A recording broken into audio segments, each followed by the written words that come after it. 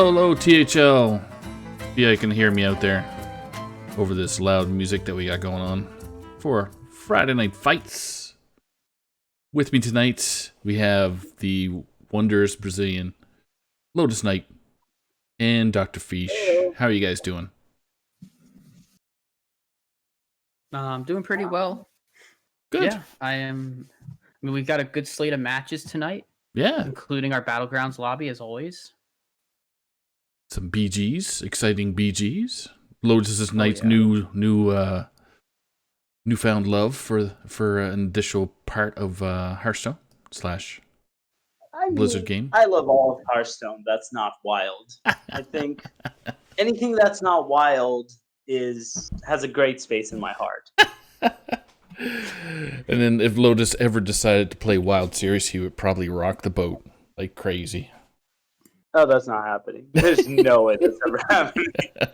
I can manage the wild show, but I'm not going to do that. There you go. Yeah.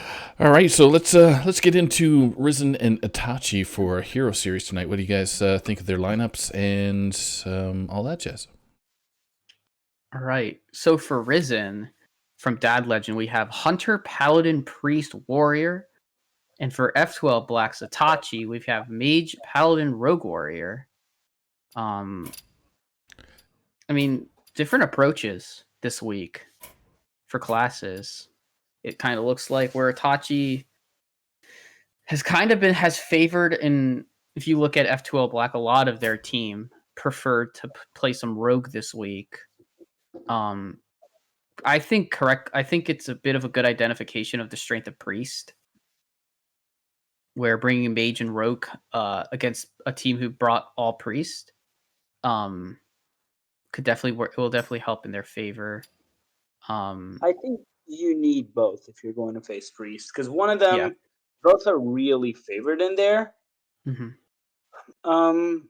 This is just going to be a really interesting match, I think, because the class display, the difference of going Hunter, Priest, or Mage Rogue is quite shocking. And that Hunter could have a really good time, but for the Hunter to have a good time, you need to ban one of the classes Priest is good against, and vice versa. So I think there's a very weird way these classes are crossing, because Hunter doesn't want to face Mage or Rogue. Sorry, Hunter wants to face Mage and Rogue, and Mage and Rogue want to face Priest, but then Paladin and Warrior do not want to face Mage and Rogue. Or sorry, they don't want to face Priest. They don't love facing Mage. So I think there's a very interesting dynamic over there. Yeah.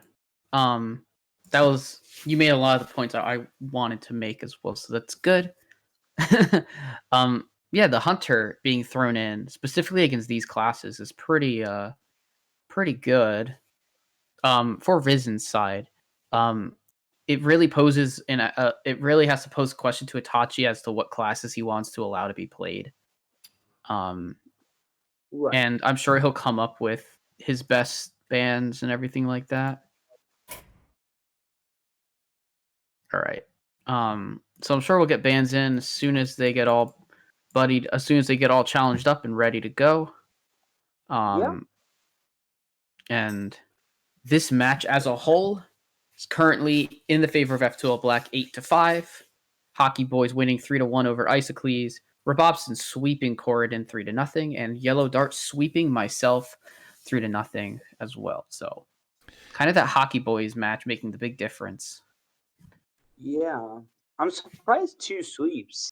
We're having a very weird number of sweeps that I think a lot of it has to do with kind of an unstable meta. Mm-hmm. That usually doesn't last this long. We usually don't have more than a week of unstable meta. But the meta is still unstable even post VS report came out. Yeah. My matchups with Priest were horrific, and I didn't ban Priest. So it left me in a really bad spot. Yeah.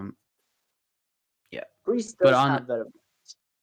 Yeah, and then Rabobson just kind of, and then I know what happened in Rabobson's match. Mage got a bit out of hand against Corridon. Oh. So that happened. So I'll ask you here. I think I know your answer, but I'm going to ask you since we have time. What are you expecting to be the bans? What would you ban if you were Risen? I'll ask you the reverse since I think you'd Oh, probably know. I actually don't know Itachi's ban. Oh, So I could speculate both. I think hmm. Hmm. I think the decision for Itachi is whether I think the decision has to be whether you ban a hunter. It's probably between like hunter, paladin, and warrior for ban. I think he's leaving the priest up. And for Risen, I think you can either go with a paladin or a rogue ban and probably be pretty okay. But we'll see how this plays out. I think the bans might be in. Oh, okay.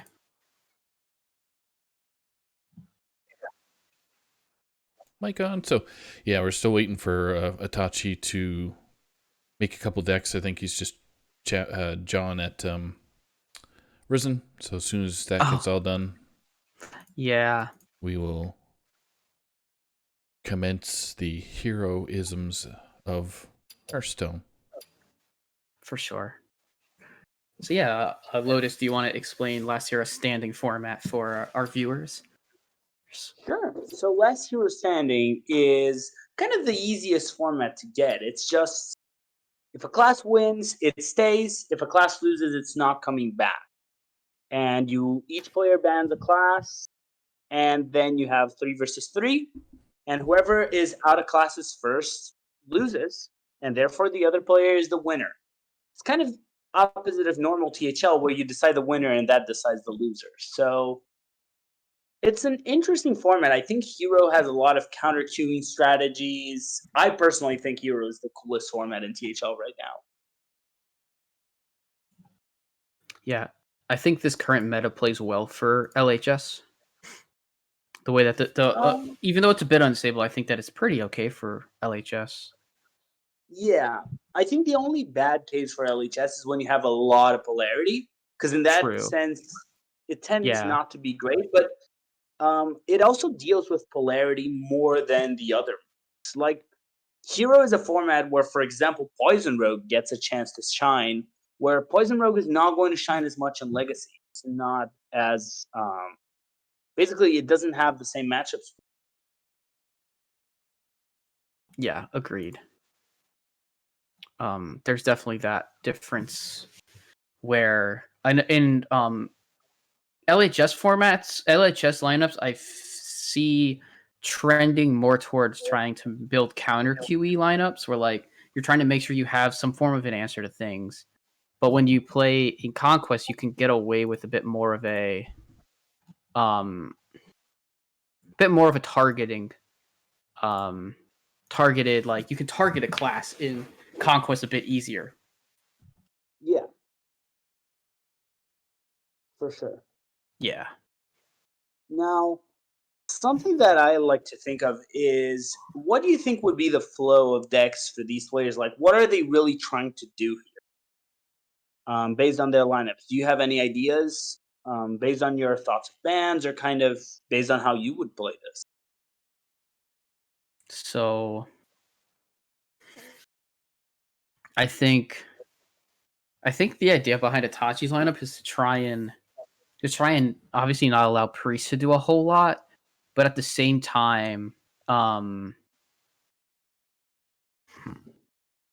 it's so interesting. I think Itachi has a pretty well-rounded lineup, and Risen's lineup seems to be very much trying to seems to be maybe wanted to be a bit of that, wanted to do maybe more of a bit like a three more aggressive decks with a controlling priest deck.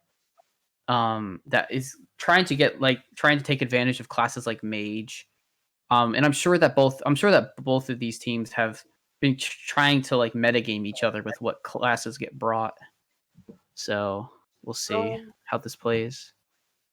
I'm sure. I think there's something as well that impacts a lot, which is the Hunter has really good mage and rogue matchups, but really bad the others. Matchups. Yeah. So, given that fact, I think a lot of times Risen is going to have the thing is, Mage and Rogue are going to beat Priest. So Priest is there to either beat Paladin or Warrior. So I think Risen is forced to ban either Paladin or Warrior Yeah. and give its Priest the role of beating the one that doesn't survive at some point. Well, the Hunter's there to beat Mage, and it's a triangle matchup. And triangle matchup becomes all about how those triangles match the first game. I think Yeah. this is going to be a match that's going to go 3-2, and it's all going to be about what is the matchup we see the first game, unless there's a very big upset like Hunter beating Mage or, I don't know, like Priest beating Rogue. Yeah. I agree. That would definitely be something. And there are, depending on the rogue, Priest isn't completely unfavored against it. But No, generally rogue has an easier time winning against Priest. So yeah, I mean, I think based on what I've seen for classes, I think you're absolutely right. I mean, generally in Last Hero Standing, the first matchup that is queued in is very important. yeah. All And right, we do have the double Pally ban, which double Paladin. it doesn't surprise me from Risen, because I think Paladin is the most broken class in the game by far right now. Yeah, While Itachi, I don't know that I expected Paladin. I think there were other routes. Rogue lines up fine against it, unless they bring some weird lists and get lucky. But I can see what is. Itachi is basically saying if I don't face a Paladin, um, Warrior becomes my biggest problem. So I'm going to basically try to build a mage that can deal with that Warrior. Because Okay. Rogue doesn't deal with Warrior. Yeah. I just let both players there know that they can get going there now that sure. they got the bands going, and Risen was disappointed because he was working hard on a spicy Paladin list. But, Aww. it is what it is. It is what it is. You Yeah. want So- to share it for us? I'll see if I can get the list from him. So Itachi is going to be the first to spectate, bottom of your screen for our viewers, with Risen being at the top for Dad Legend. Okay.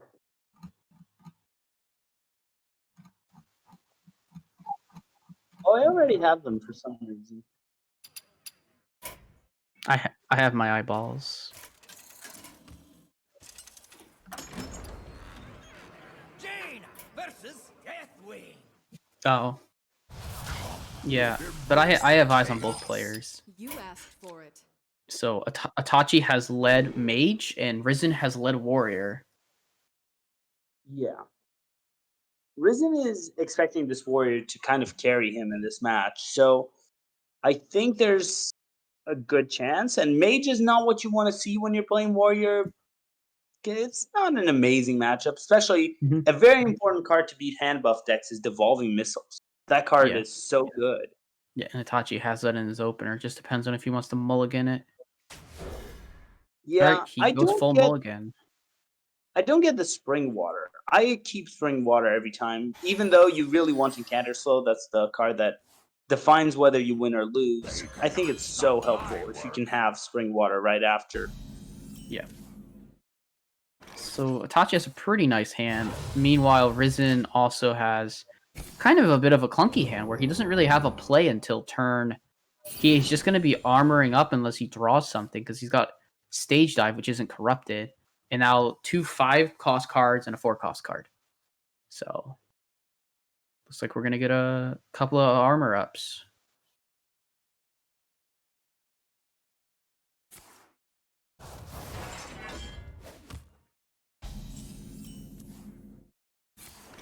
Meanwhile, Itachi slamming that Font of Power down. Getting Rhyme Tongue, Jantis, and Water Ellie. Weapons for my master.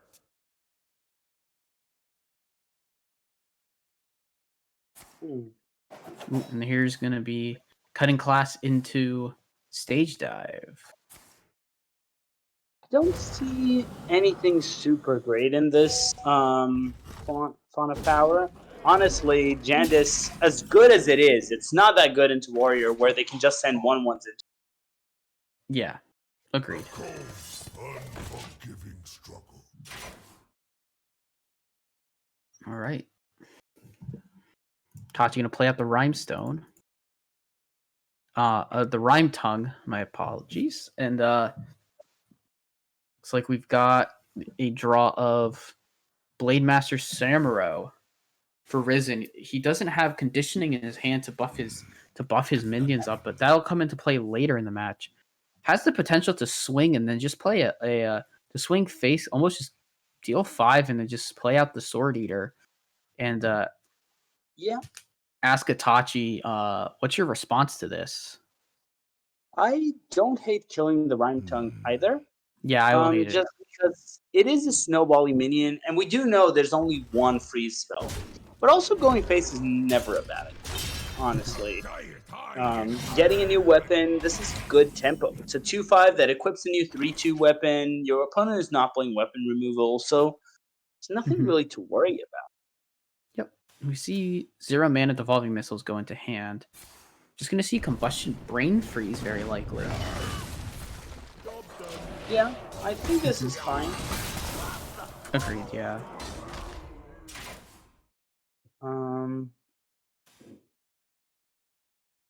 Now, Risen has a few ways to deal with this. I think he could either just say, I don't care about dealing with this, and play the Watley, which is never really a bad play. You're getting 3 card draw. He could start dropping minions to answer this. Something like Samuro would answer it, or even Rokara. He could go for a Rokara bumper car. That is a way to answer this board. And you can keep going face. Agreed. His fold just deals with the board in fold. Fortunately for Itachi, he does have Devolving, which would very likely put it in range for Combustion to do enough damage. Yeah, you could also save the Devolving for after Combustion, just so you make sure you don't get Riders at the end of it. Or you get something like that, where they end up with a minion that that won't be able to deal with that. That will won't get hit by the Combustion there. But Water Elemental coming down, now this has to be dealt with, and there's no amazing way to deal with it. You do have Corrupted Stage Dive in hand, though. So maybe you can draw a nice big rush minion to deal with the... Yeah. You have your Parade Leader as well, which could be used depending on what you draw. Agreed. And there's Bumper Car. So yeah, I think Parade Leader Bumper Car would be good enough to remove the 3/6. Yeah. Just keep moving.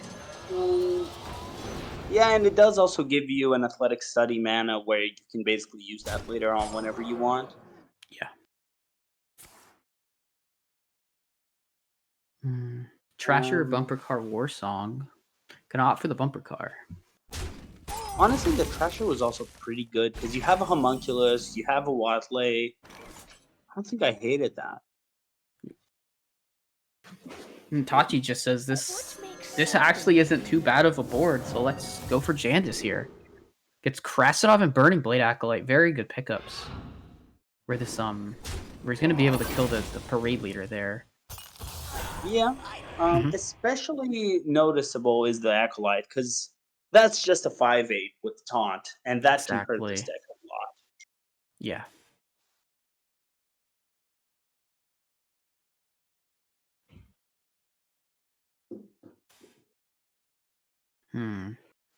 Smarell actually deals with his board pretty well. I mean, obviously, he would hit the 1/1 would spawn a big minion, but technically, it would deal with the board.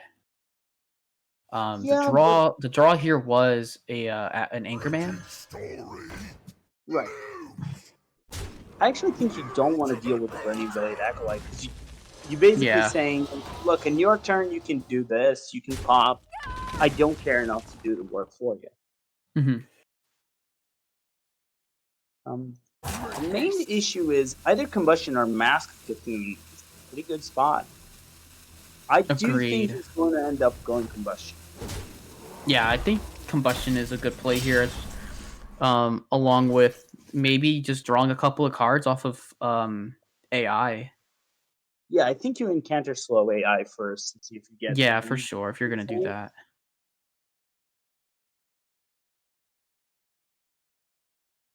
See what Itachi chooses. He could offer second evolving, but you haven't seen big stuff yet.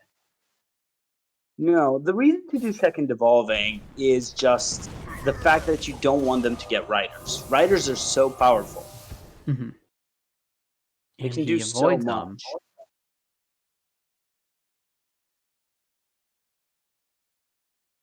Nothing hits the homunculus though.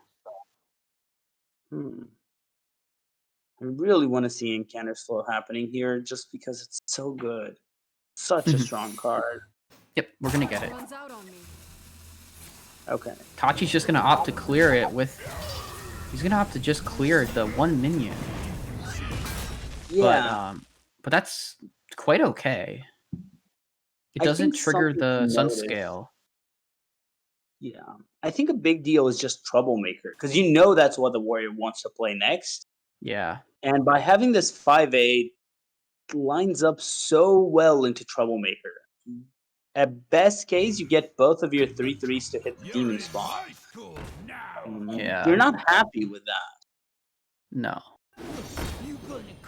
He opts. And it happens. It hits both. Yeah.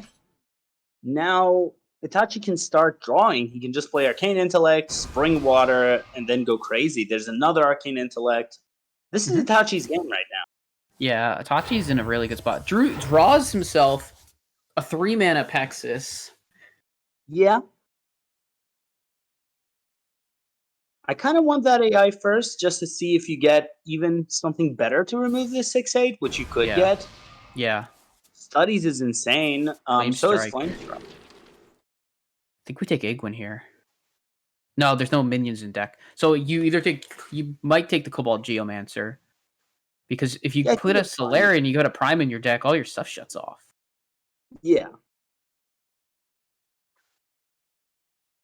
So you could just go Geomancer, Flame Strike, or you could go Apexes. It depends if you want the burn to hit his face or not. I think he's ping it off and yeah, just gonna Ruined Orb. Gonna play it pretty safe, but that's fine. This is quite okay. Yeah. Gets a Shooting Star off of it. I actually don't like that. I wanted that Evo. Yeah, I wonder if Itachi didn't have time to pick the Evo. Because his rope was burning pretty low. His rope was very low. That could be the case. That could Yeah, be so- the case. Guessing this is gonna be maybe like Samuro and Conundrum. either I mean Warmaul Challenger isn't bad to contest this 5-1. It just takes one hit. Yeah. And Walking right down is not that great because it doesn't draw that much. It's like No. private only. It depends on if there's a Tent Trasher in the deck, whether a dragon gets drawn, and the mechs have all been drawn, I'm pretty sure. Yeah. Tent Trasher is a little bit oldless. I don't think most people Yeah. play it anymore. Okay. But if it is there, could be. Yeah, I don't know the most updated lists for this deck, unfortunately. So what you're saying is what makes sense to me, since I haven't really been seeing it. Then we're gonna go for the Crab Rider trade. Itachi has to know he's in a very good spot here. Oh yeah. Yeah, he has quite a lot. He drew Second Mask for 5 mana. Just depends on what he wants, on like how he wants to deal with the minions. He could full clear here with a Pexis Flame Strike.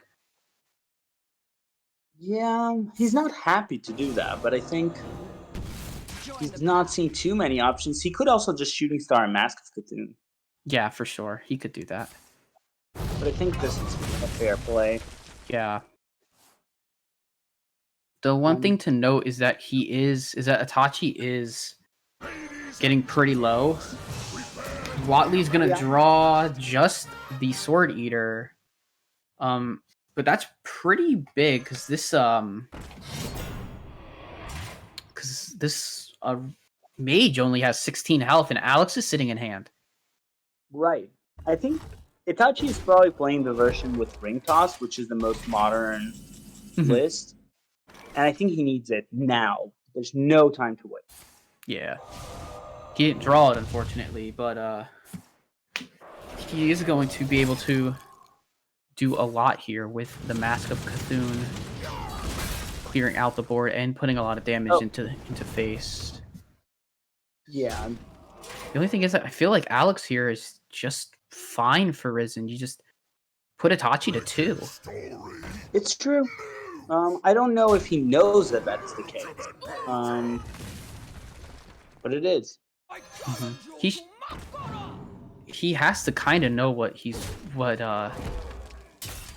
that Itachi's secret is probably Netherwind, just based on like how things have gone. He hasn't played a spell yet, and I mean, there's Deck of Lunacy very, very, very late in the game. I don't know how much it's going to change, especially after having played a couple of Incanter's flows. So this is the case. Usually this is not the case for Lunacy, but this is the case where actually Lunacy doesn't help your deck. Yeah, it probably just loses you the game. Yeah. But now this is really tough. This is real bad for Itachi. I don't know what he can pull out to actually take care of this game now, just because of the constant pressure. Okay. Basically, he needs Spring Water into Insanity right now. And he needs basically so much to happen. Yeah. I don't think...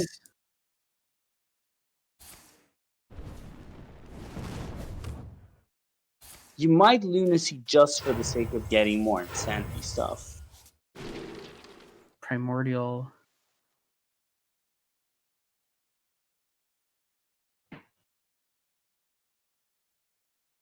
There's not a whole lot here.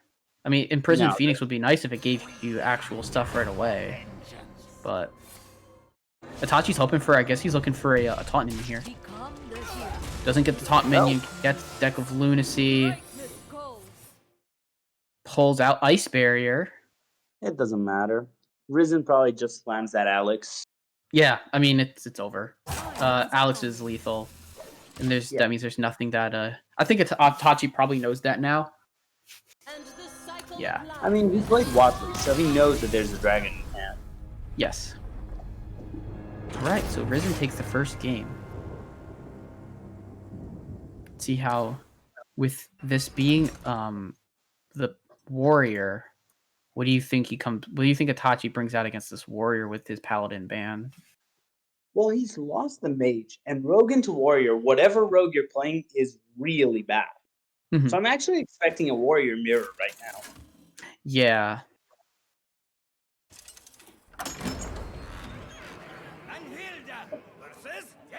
I would expect that as well. And we get it.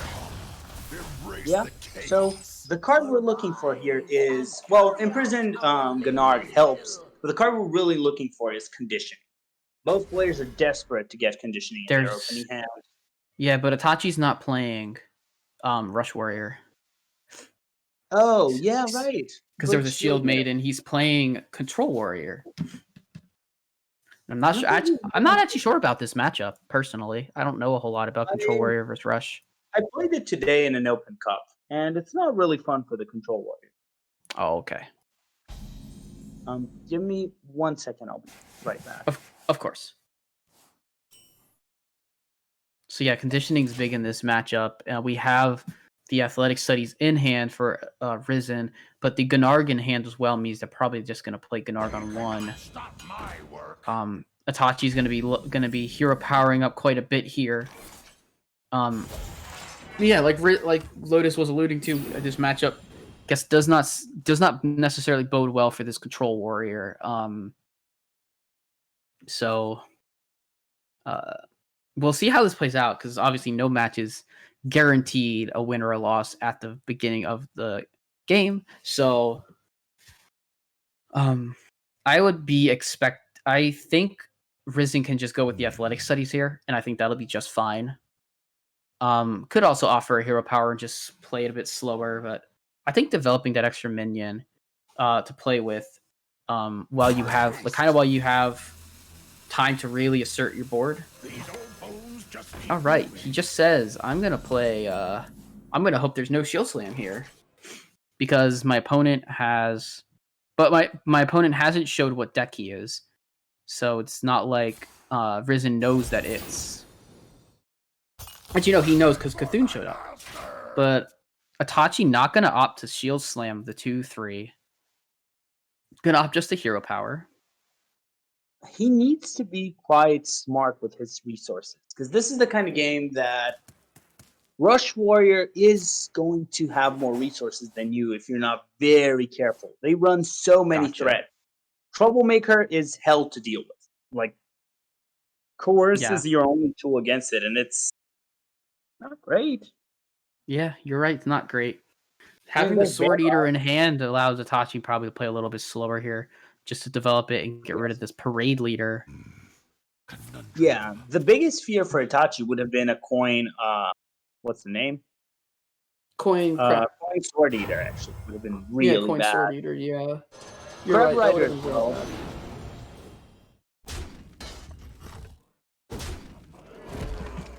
So I'm guessing that Itachi might just play out his own Sword Eater here and trade into the parade. No Yeah. reason to. Coin used by Risen there last time, and the stage dive being drawn gets automatically corrupted by the Sword Eater. So pretty nice for Yeah. Itachi. Also having a 2-mana cutting class himself. Yeah. Now, this is the point where there are a few options I can see. The basics of Hearthstone always tells you that if something fits your mana, you should play it. And there's nothing great for your mana, so I think you should just go with Challenger after hitting it. It's completely fine. Agree. Yeah. Keep putting pressure, and it's a very annoying target. Mm-hmm. This probably is a Kargath, right? Or a Samuro. Yeah, it should be a Kargath or a Samurai, and it is the Kargath Blade Fist. Okay. That's quite nice to get out now. He can choose which what target he wants to attack into. Gonna clear off the 3/3 with his weapon and the 6/5 and 1/6 with his 6/5. Yeah. Yep.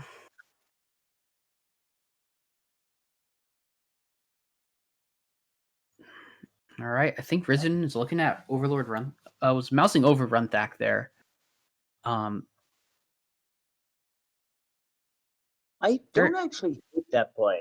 Even if it looks awful, you're not going to get too many hand buff tools, and you do need it at some point. Oh, looks like we're just gonna go for some Darkmoon Rider action. Gonna remove out this Kargath. With one of them, has a chance to play another bumper car if he likes. I think he should. This is all about the Claw Machine is actually really good here because it's another resource drawn. It can be a great resource. Yeah, it just has potential. Exactly. There's the Barov, which can very likely just get paired with a Rancor eventually. Gonna opt for a 5-mana cutting class. Draws Shield Maiden and Talon Fordring. So, I mean, it's just getting closer and closer to that point where if Watley gets drawn, that can just kind of get slammed in Alex. So Alex might be able to win another one. Oh yeah. But now, Mhm. like Itachi is really not looking great. This no, conditioning, that conditioning top deck is brutal. Yes. A 3/12 is really bad. This is Mankrik to deal with. And it's going to hit you in the face a few times, most likely. Except if you use your Coerce to deal with it. Yeah.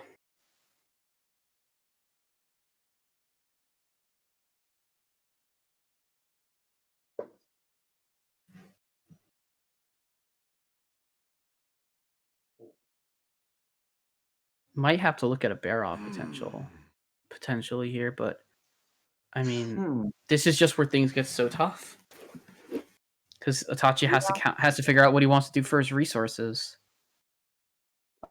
You could go Sword and Board, Coerce, Hero Power, Shield Slam, and I think that's the best one, even if you use all your resources. Yeah, and he made the exact play that you mentioned. So yeah. I think it's the most efficient play.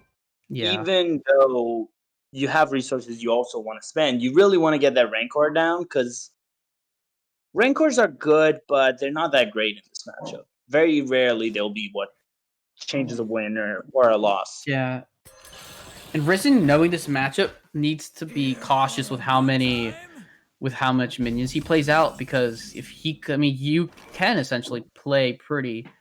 You can like kind of play into Rancor, and then the Control Warrior gains a lot of armor. The rough part is Itachi has not drawn a single piece of Cthulhu yet, as well. So that is a bit of an issue potentially. Staring down 11 damage from Risen. Right. He needs to do something. It's just unclear what is correct. Talon is pretty bad. We know there's so many tools to deal with it. Rokara could come down, as well as some of the... Yeah. I mean, there wasn't... I don't know if there's a whole lot else. Just something to be potentially defensive. This could just be the Samuro turn. Yeah. I mean, this matchup is just so tough. Like I see it playing out, and there wasn't a whole lot being played there. We're gonna see Runthak, and it just gets dealt with right away. Here for a good time. Not gonna be able to push 11 face as well, and play a Gennard for a couple of turns. There's Rattlegore, but there's no way that Itachi lives to Rattlegore without this brawl kind of really coming up big.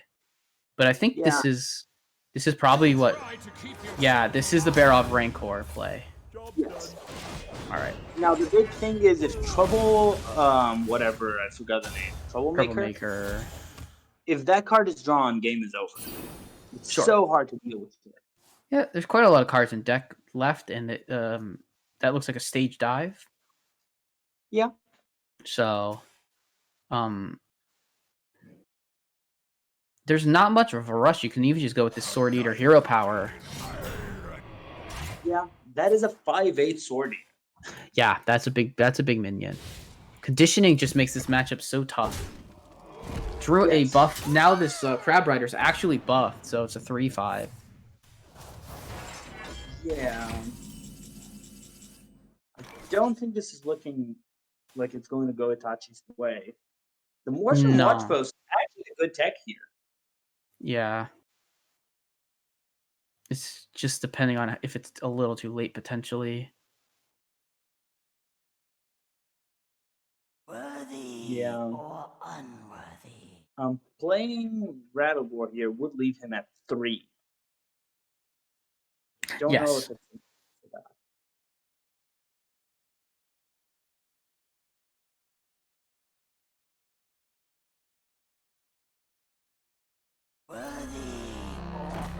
He's gonna brawl with the Morshan Watch Post on the board, hoping for the Watch Post to win here. Doesn't. In fact, the 5/8 taunt wins, and that's the worst possible result for Itachi. Well, the Crab Rider was pretty bad as well. Oh, sure.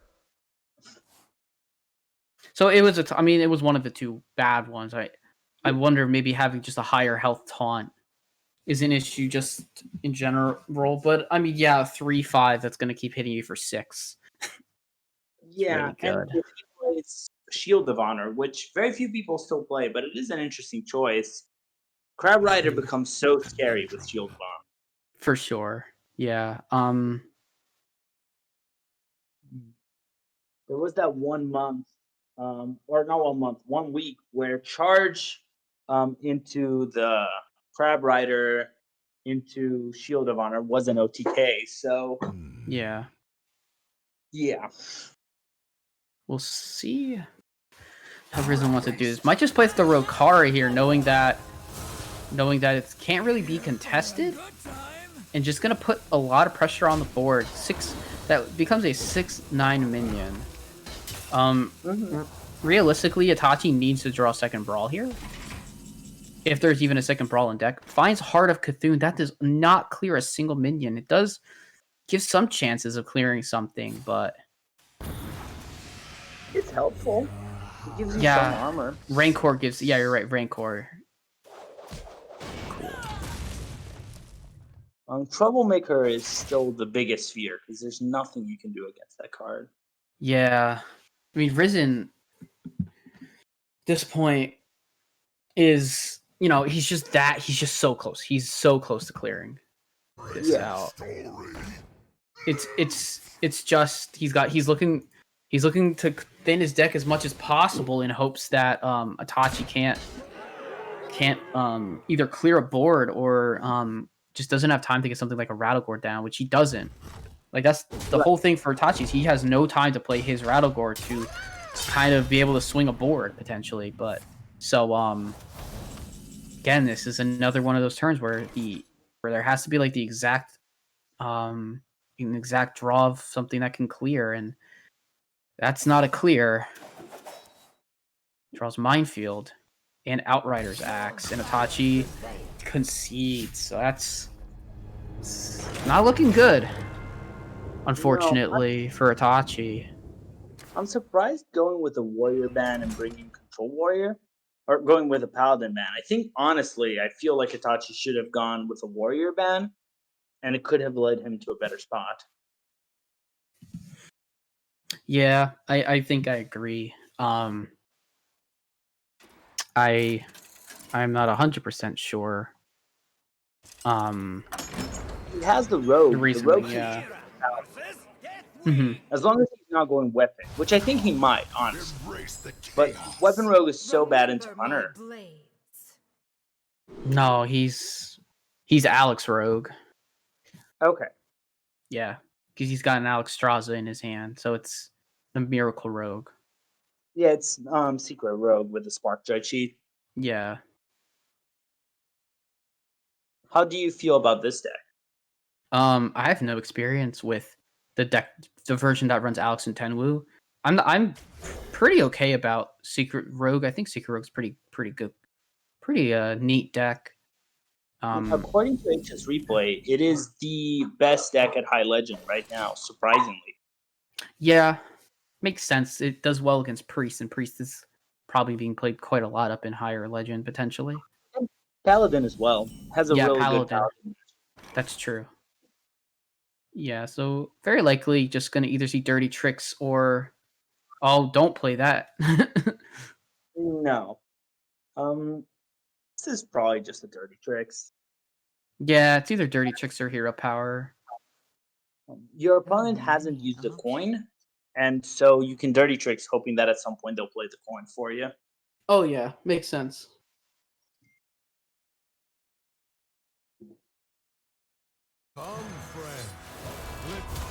All right. Itachi recognizing that Tenwu Alex isn't going to win this game and that Tempo is. So, and he wants to save the secret for Spark Joy cheat next turn. Okay. That's what my guess is.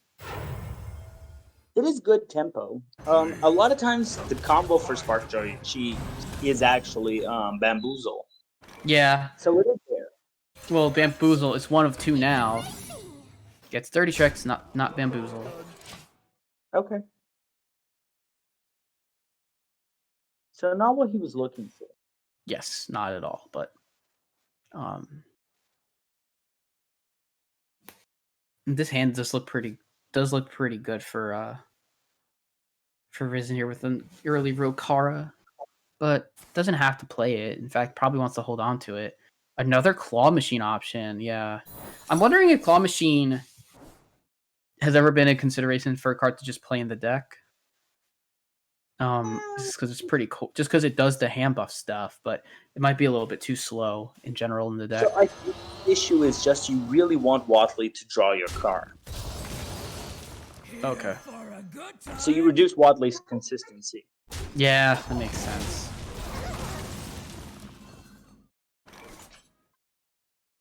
All right. Tachi. So could see Kazakus here. I wonder if he's gonna go for the Octobot here, though. Efficient is sufficient. He could.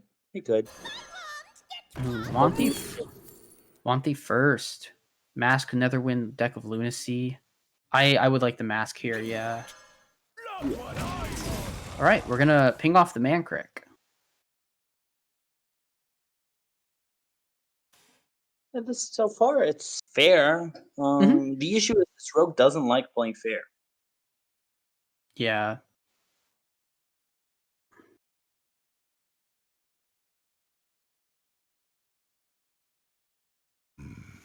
Conundrum. And he can play Sword Eater, but that doesn't stop the Octobot. There's really nothing that can stop it. Yeah. So the Octobot will get triggered next turn. The spell burst will activate, and so everything in this hand will cost less mana. Right. Mm-hmm. So you could play Kazakus, hit it in, and then Bamboozle. So next turn you get a cheaper Golem. Yeah.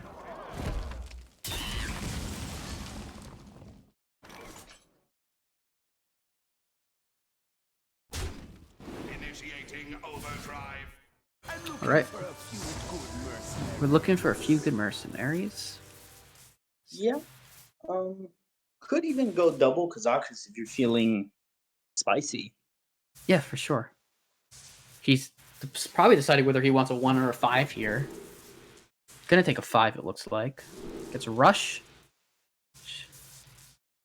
Got to decide between draw and probably Wildvine.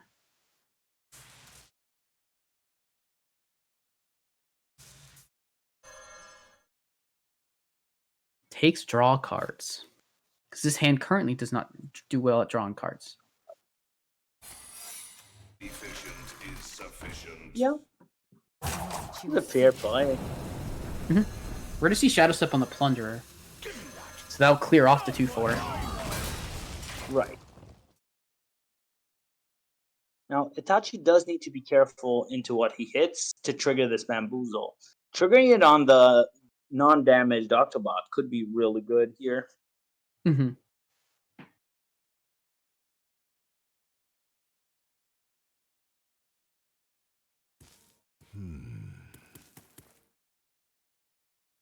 I think Risen probably knows that Risen has to probably decide if it's maybe an ambush or a bamboozle.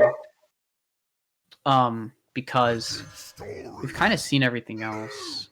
He's gonna attack into the undamaged one, get bamboozled.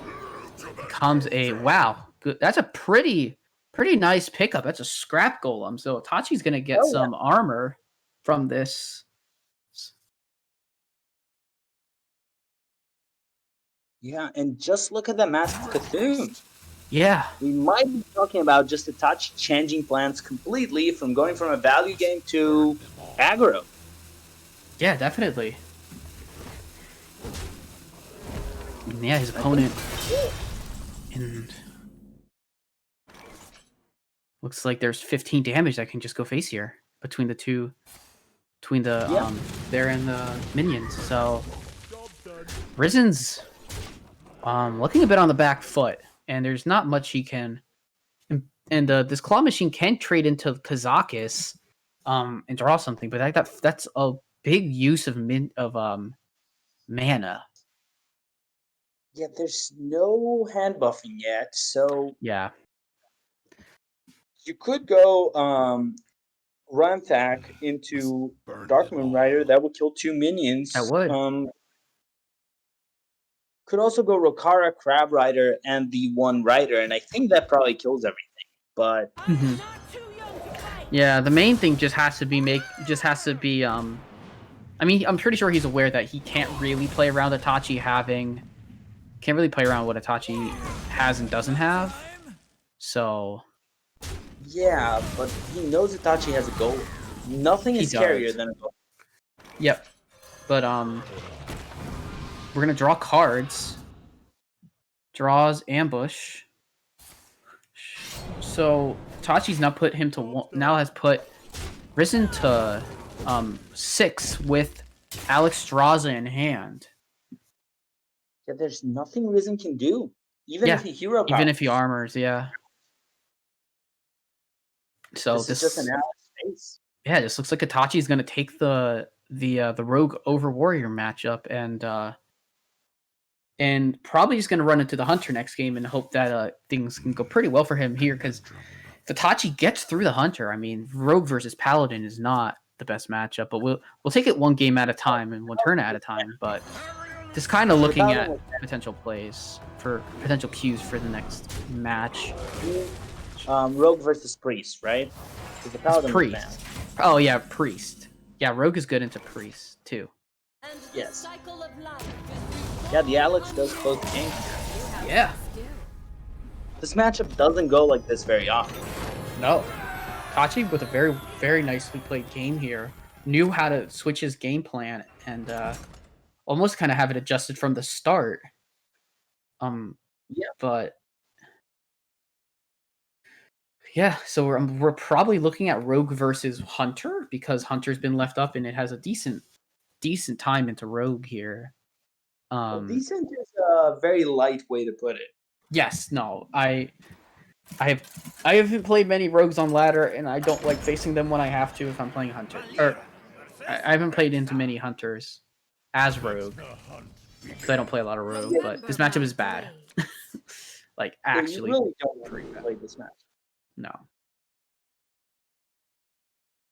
But It's one of those that honestly, yeah, it just goes out of control way too fast for you. because Rogue just doesn't have heal, so Hunter just keeps hitting face, and the Rogue has to be able to counter attack.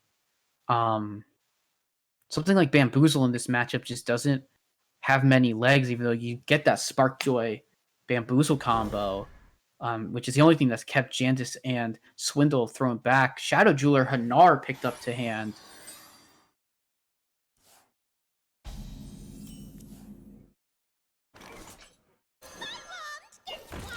Yep. Just says, I need to contest board. Yeah, we see I think double. a lot of this, it's just can the Hunter make a quick board to win? Yes. Now, Sparkjoy cheat into Bamboozle is probably the best answer you'll have. Agreed, yeah. He's going to play it here too. Oh, yeah. So gets coined out. Yeah, I mean Thelma doesn't come out for a bit. In either way, you're gonna either attack into a 6 attack minion or a 6 cost or a 4 cost. Mankrik gets dropped, so Ogre has gone into Risen's deck. Right. It's Ooh. just another cheat. Just so good. Yeah. Now, it does mean you're very inefficient in clearing, but you can also just go face. Awful, but it is a play. Could, yeah. You know the 5/4 is going to hit something of yours, so having the most minions on board really helps, especially if you want to increase the chance of getting a 6 drop. Yeah. No. Nope.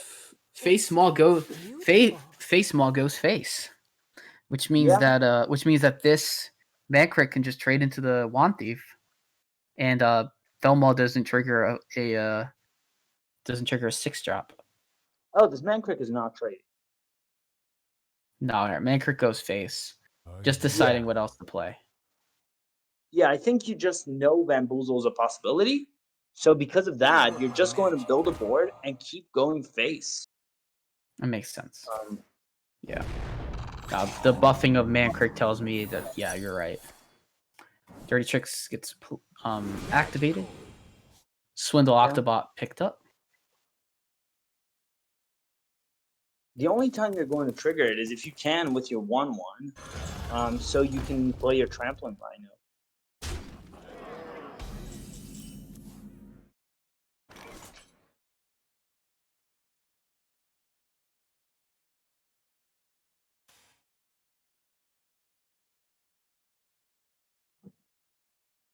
So we could see this turn just Octobot, plundering your own Octobot, and then swindling just to get more cards.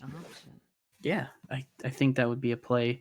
That would be pretty okay. I mean, in my head I thought about the Hanar. I just think that's too slow against his deck. Yeah. You're just pretty much forfeiting so much of your pressure doing it that way. Gonna Secret Passage is not bad either.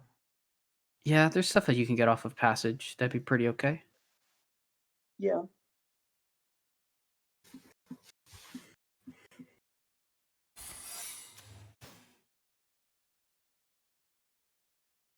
But also, you wonder if still something efficient. Yeah.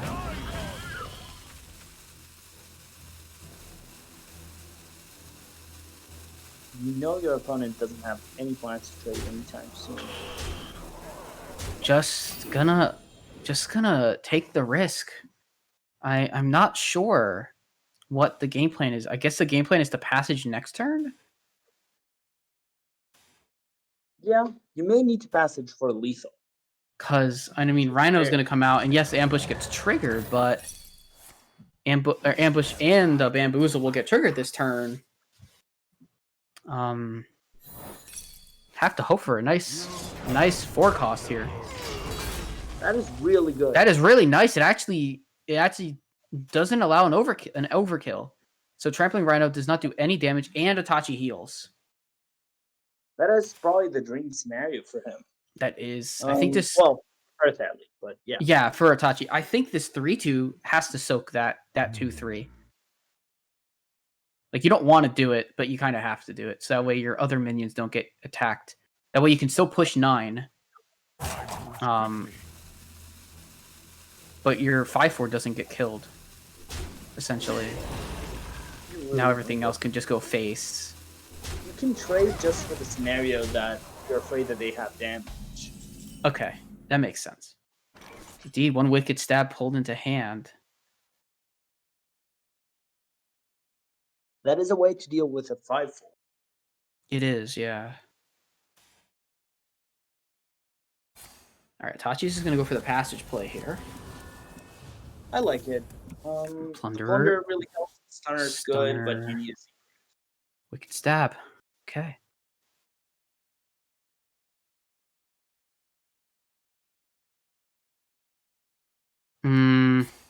Okay. I like it. Don't let the door hit you. Yeah. You're able to Plies Plunderer down and pretty much just clear out everything here. Yeah, as long as Itachi's not worried. Itachi is not worried about that 4/2 at this point. No, because he's winning the face race. Yeah, because he has a wicked stab in his hand. Yeah. Faceball Fellball trades, and we get Trampling Rhino to hand. The Trampling Rhino is actually the card that makes the difference. That and the Wound Prey. Yeah.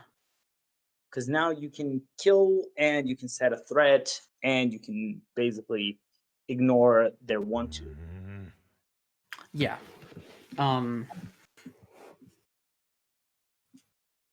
Itachi is capable of potentially finding lethal damage, but I'm not sure what his full list is, so I couldn't tell you off the top of my head.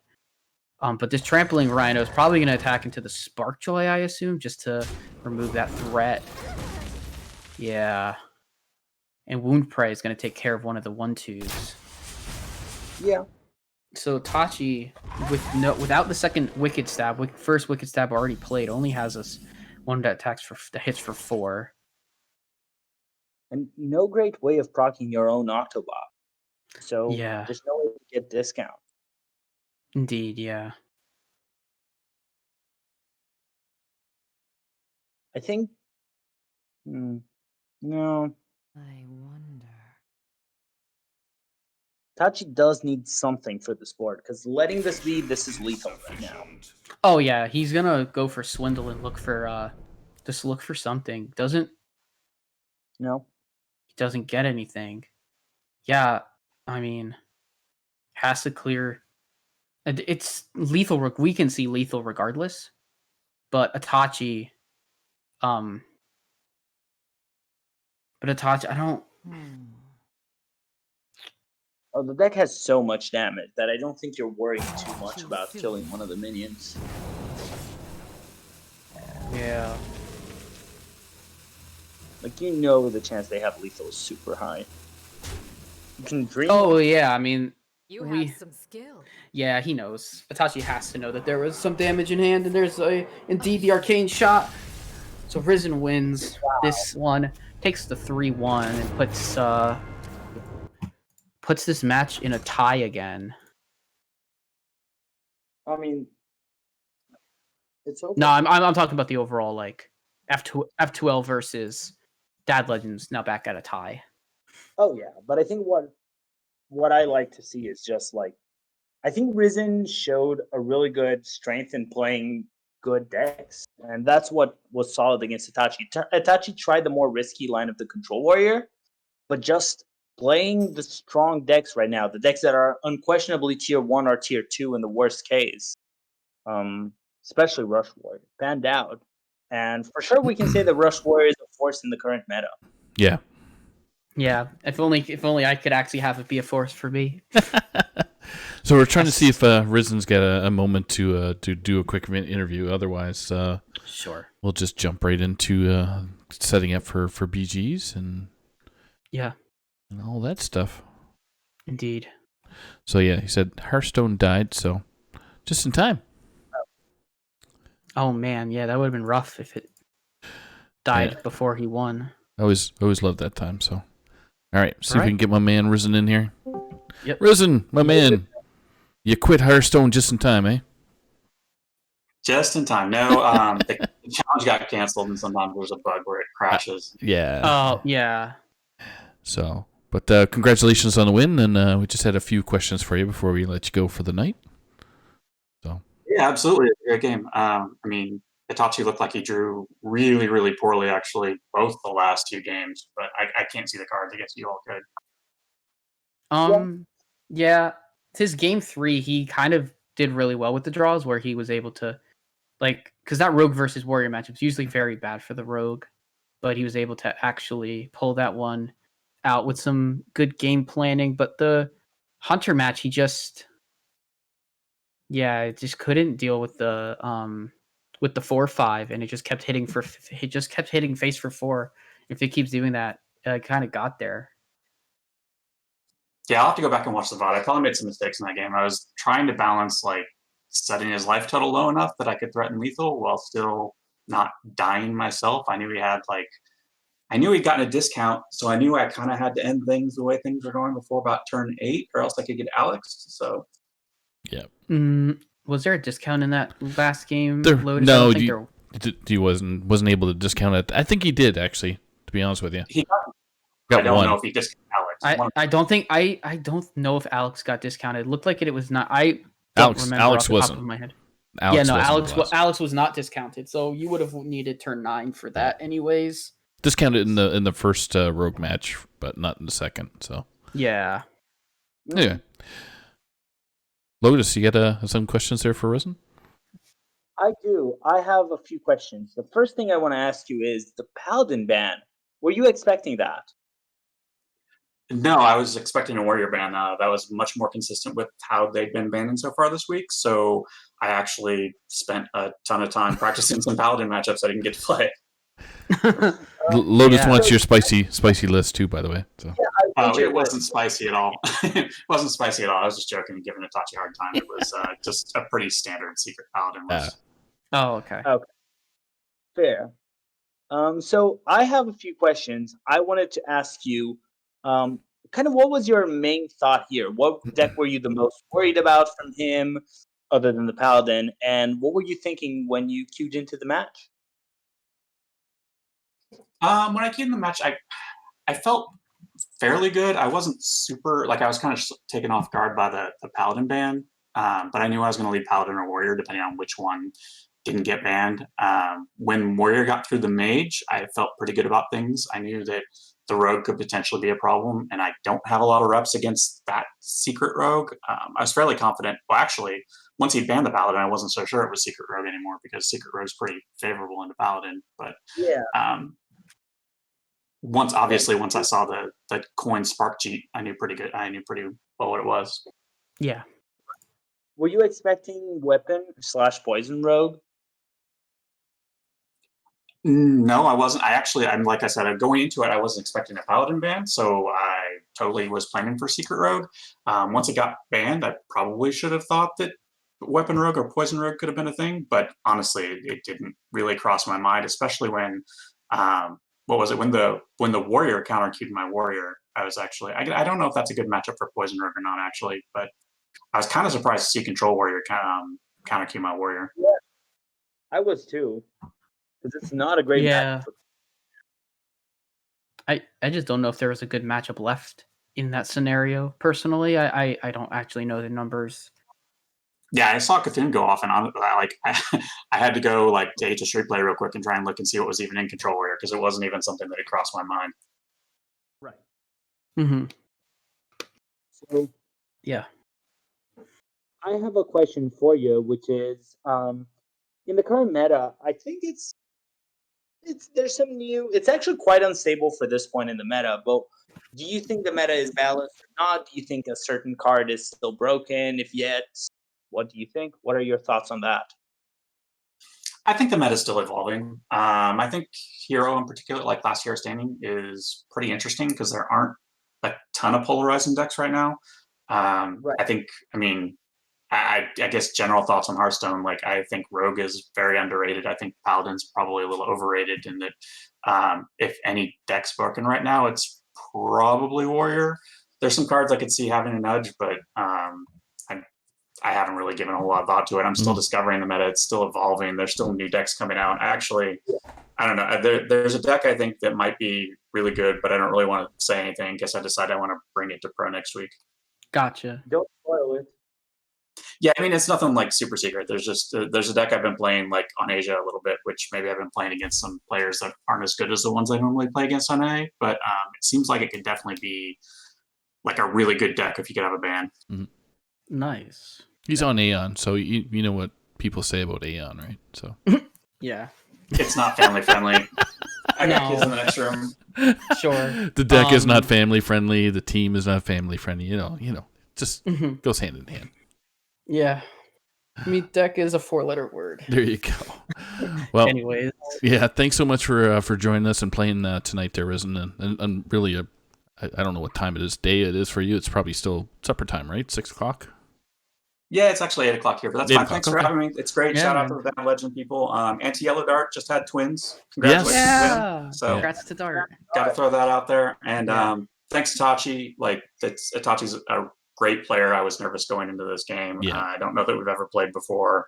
I had some good draws and some good matchups I keyed into, but great player, much respect. So I Yeah. hope he has a great rest of the season, just not this week. Me too. Just I not do not too. not in the cards, as they say. Yeah. Exactly. Thanks so much. Okay. I'll be checking out the Battlegrounds after this, so everyone stick around. Cool. Okay, buddy. All right, Take yeah. care. Take care. Later. Later. That was good buddy Risen. Mhm. So Yeah. and thanks Lotus for kicking in here for the first match. It's gonna be you're gonna have to deal with me and Fish for BGs and for the Pro Series match. Yeah. So I just want to, before I go, I just want to thank you all for putting this on. It's been a pleasure to be here.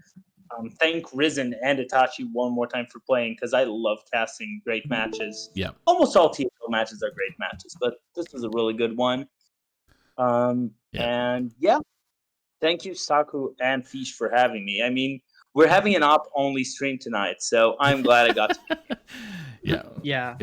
We got 3 ops doing the Friday night fights and nothing for Sunday School Stone. So we're no ops for Sunday School Stone. It's all casters, so good luck. Yeah. Well, I'll see y'all later. Yep. Thanks, Lotus. Yep. See you later. Thank you. All right, so let's hop on into our wonderful battlegrounds here. So we'll do the intros real quick. So I'm Saku. He's Dr. Fish. I have very little Hello, everyone. experience in BGs, but I love watching it. And Dr. Fish just gets his first season almost under his belt. So Yeah, I mean, I played last season, but this is just last completely season? Okay, different meta. Jesus. My I goodness. did play during the season last season. Yeah. Gotcha. But yeah, I mean, we have some really good teams in this, some really good teams and some good players in this lobby. Yeah. A couple of teams that are really up there in the standings. So we had some notes from Cord in there in chat there. So if you want to go over those, Sure. Double check the make sure everything's running. Sure. So I'll just quickly go over the players, I guess. For Bob's Bounty Hunters, we have Andraste and Jump Float, and Bob's Bounty Hunter is currently sitting in third place at 235 total points. Then we have F12 Silver in the lobby, Blue Sombrero, and TH Lemur. They are in 5th place with 215.5 points. Bill Snyder and Jammies playing for Friends of Bob, and they are at 177th. They're quite out of it at this point, unfortunately, to make playoffs. And then last team is Little Rags, Raiders, Skittles, and It's Me, Mike V. So, and Little Rags is down there at 170.8 points. So yeah, Corden did leave us some notes mentioning that for the standings that we currently have, and I'm sure that these we're gonna get into the actual matches for stuff soon. I'm not sure a lot of I either have everybody who's in the lobby already added, or some of the people just haven't added me yet. So we'll I think I have a lot of the people added already. But yeah, right now, with Lemurs having a couple of substitutes tonight, it gives potential for them to. I mean, they really shouldn't drop out of the top spot, but it might.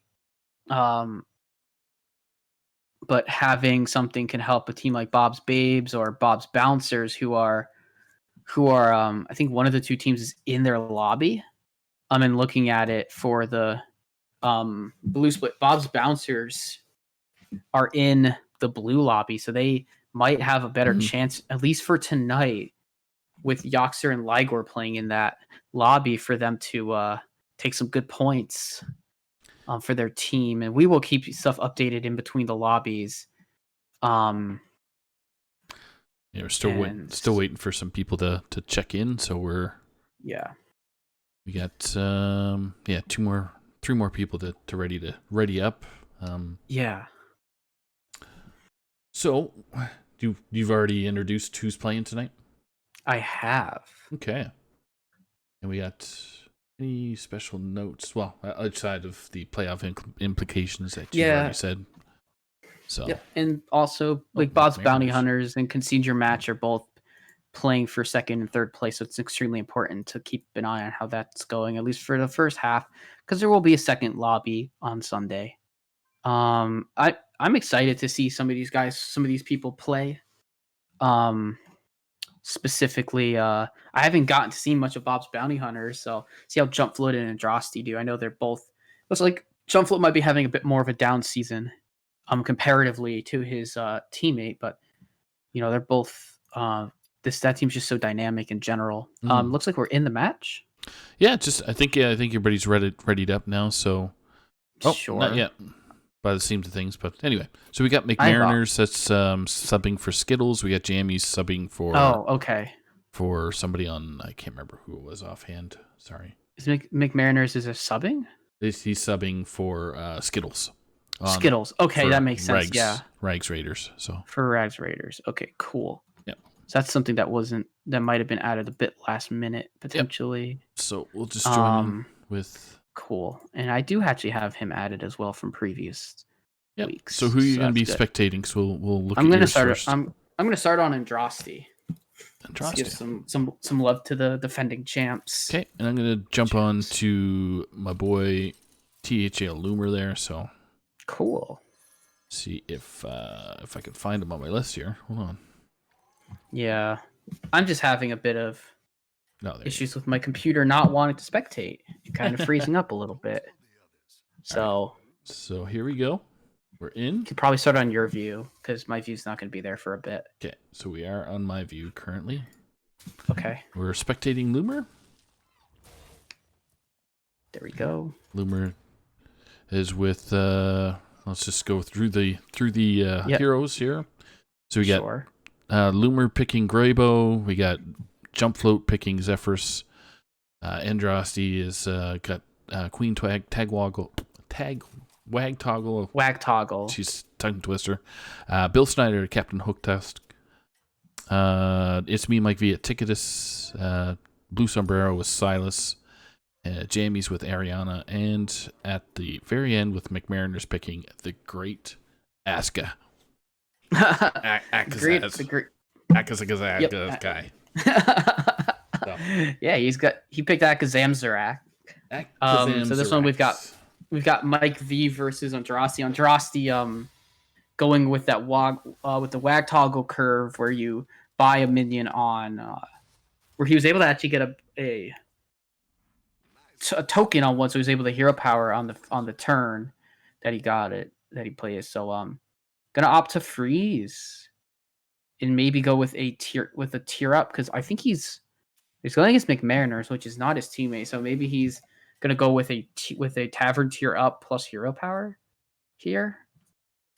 Yeah, it seems about right. Quite interesting. So okay, he opted to take the one thing. He's gonna just gonna use the hero power after all. Has a triple, but I'm not sure if you want to actually take this triple right away, just because you're not going to really triple into anything that's of note, I should say. Okay. So I'm just organizing the heroes on the screen here, so it'll be of another course couple seconds. Sure. This looks like it's going to be pretty close, honestly. All right, the trade there is pretty good. Looks like it's going to be a tie. The Venom Snake Trap proving very useful for Akazamzarak there. Wow, there's so much possibility to actually just triple here, but if I'm not sure you actually want to triple even into a 3 potentially, but we're gonna go for it. See what minion you can get that's something different outside of what you have already. So maybe you take the Hangry Dragon potentially here, just because it's a different type of minion. So your hero power just buffs it up again. Yeah. It's going to get proper positioning and going to be going up against Blue Sombrero. There is only two people by turn 4 now with full health. So we're actually spectating you, dude. Hmm? We're spectating you. I was looking at the screen saying, why is Queen Togwaggle on there? So we're spectating Andraste right now. Okay. Yeah, I mean, Okay. I was talking about Andraste's board. Yes. So that was good. Okay. Ooh, and the dragon doesn't quite... I don't think he quite won that. I think that might have been a tie. But now we're actually going to get Lemur versus Andraste here. Figure we can swap over to Lemur after this one. If Yeah. I figure, yeah. So sorry to confuse the viewers. So what we were spectating was Dr. Fish on Andraste the whole time. So. Okay. Cool. Yeah, apologies to everyone who might have been I'm new confused at about this. where we're specking. I'm new at this. Yeah. So what's your attraction with BGs yourself there while we're in transition of Lemur Andraste trying to sort out his pile of minions? Sure. I've always really liked auto battlers. I play like Battlegrounds, and then I also play a different auto battler, Teamfight Tactics. Mhm. But I played many auto battlers, and I found that the simplistic appearance of Battlegrounds makes it very appealing. Mhm. It's got a lot of depth to it, obviously, but it's also got quite a lot of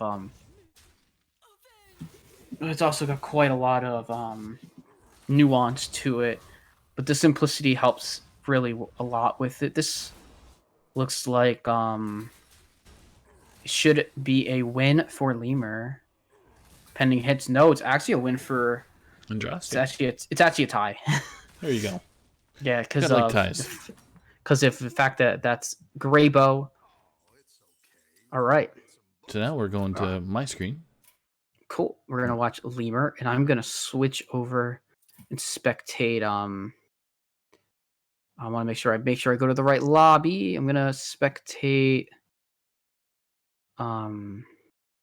McMariners. So we got what is.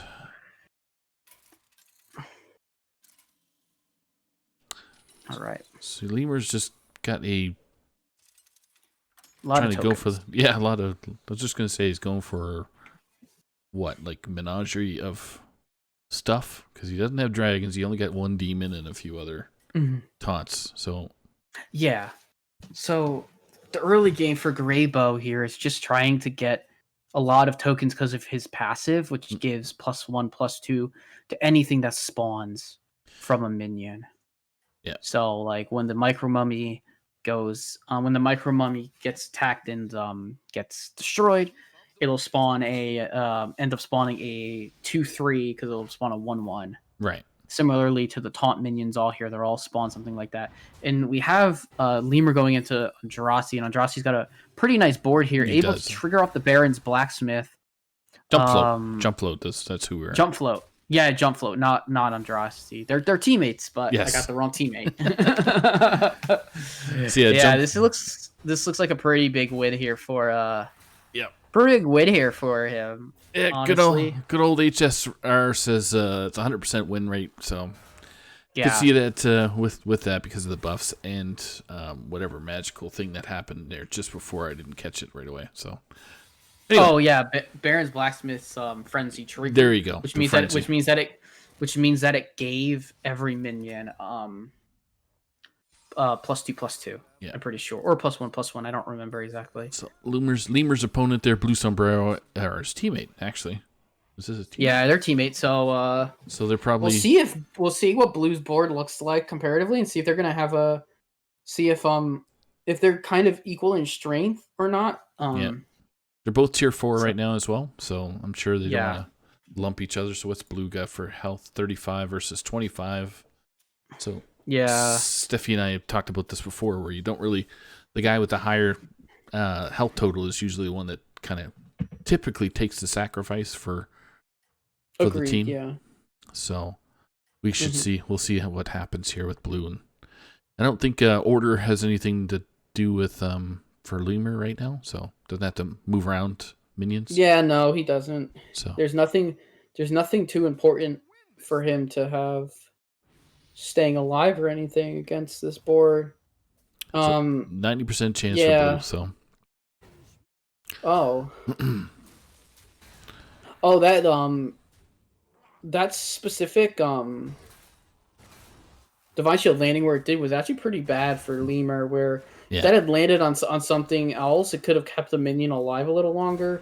This is a lot closer than it's a lot closer than it looks, but yeah, I think it's gonna be pretty close. There's not gonna be. Yep. it'll be there a we go. loss That bomb. by one minion, and that one minion costs So 2. It's only 6 damage. 6 damage. Still, we're getting into that range where some players, if they built kind of a more Oof. cheesy mid-gamey comp, more mid-game like base comp, maybe has a arm of the Empire type of comp with taunt minions. Yep. Could have some pretty big minions right now, but some of these players are really getting up there in leveling. We just had Captain Hussuk, Bill Snyder, go up to tier 5. We just saw on the screen. Yep. With enough kind of menagerie-ish things, the Menagerie Mug is able to buff up a couple of minions. Gonna go for double Mug here, or double Jug, I should say. And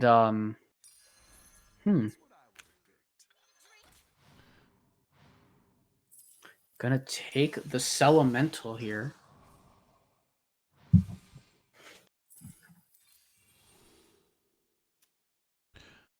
So we got a couple players that are in the. Jammies is having a hard time. McMariner's having a hard time. They get pretty low stats at turn 8, which is not a good thing, I would think at this point. Having a rough time. Getting clowned. McMariner, I will say he does have an ice block up. Okay. So He's safe. he's for going at least. he's going against his teammate. So we got a 97% loss here for THL Loomer versus Yeah. Jammies. So Jammies is rocking the elemental trait. Yeah, and this type of comp seems to be comps that Lemur's not necessarily going to be able to deal with. He's having quite a rough time. Yep. The Arm of the Empire didn't really do a whole lot there, but it doesn't have to do a whole lot with Yeah. for Jammies. Gonna lose by 2 minions, but still not gonna take a lot of damage. Really Four damage. good. is- It's only 4. Jammies is only on tier 2 right now, which is yeah. Yeah, Jammies is looking for a lot of looks like Jammies is going for some Yep.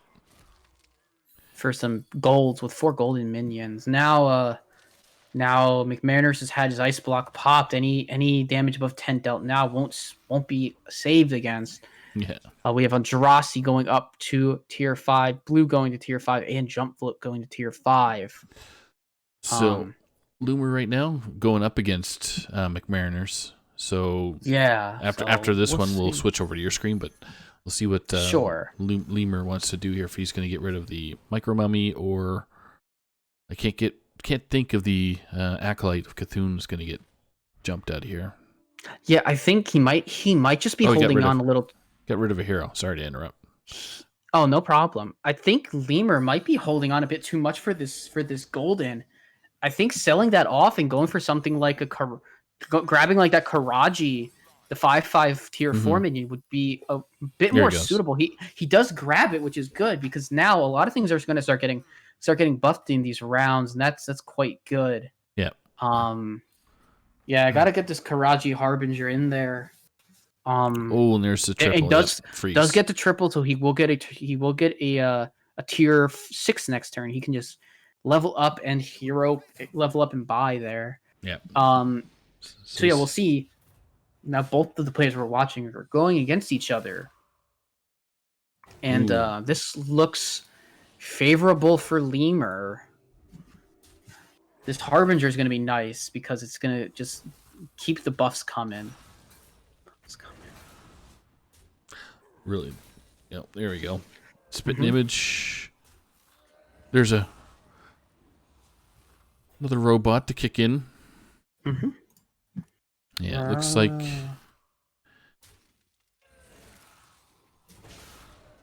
like Mariners might be taking the first L.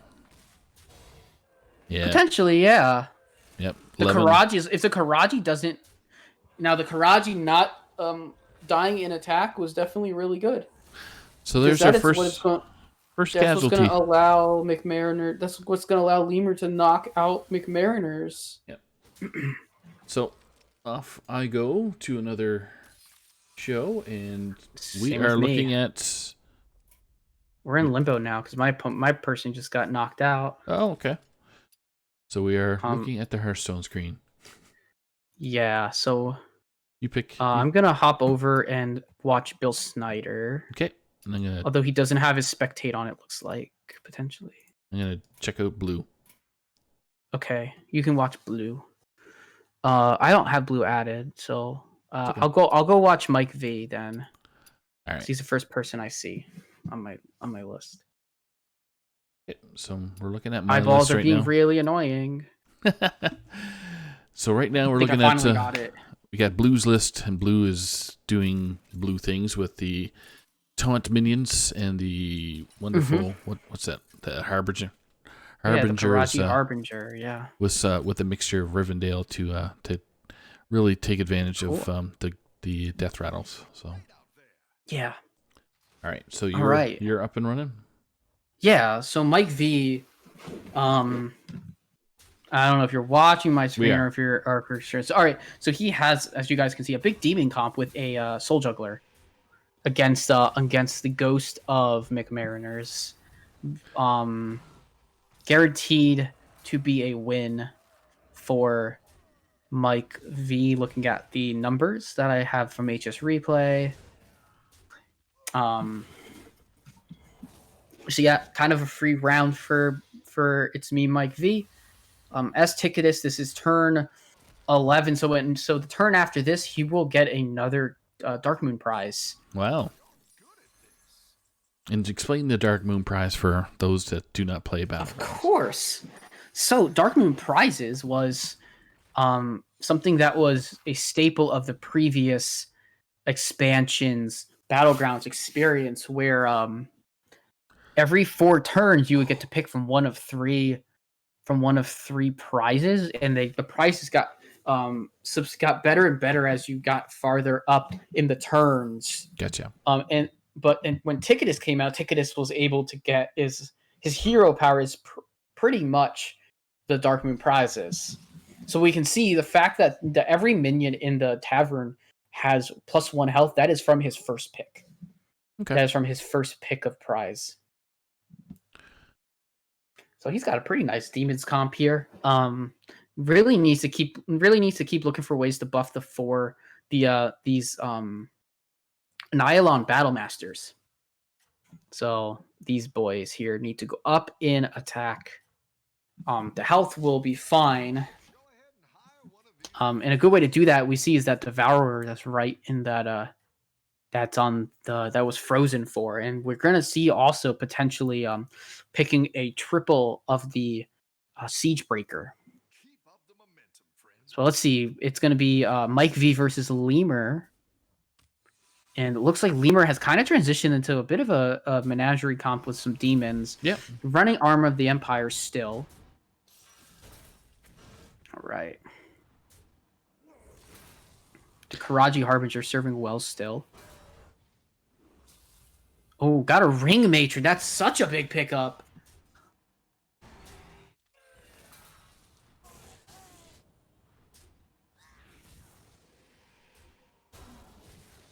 Oh man, if it snipes this Harbinger, Mm-hmm. it snipes the Ring Matron, which more taunts in the way. This is not looking good for Mike V, but I don't think it's gonna lethal him.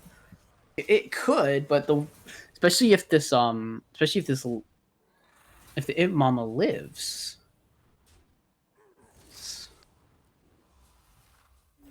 I don't think it will though, to be honest.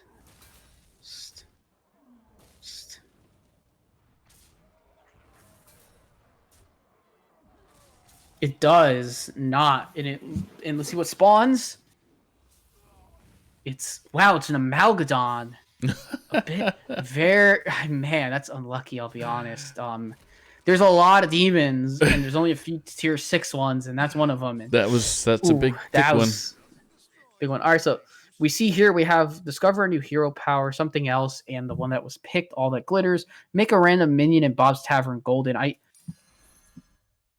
actually think at this point I hate being overly critical of plays from players, but I might have gone for the new hero power to try and find something that's a bit more proactive than for right now.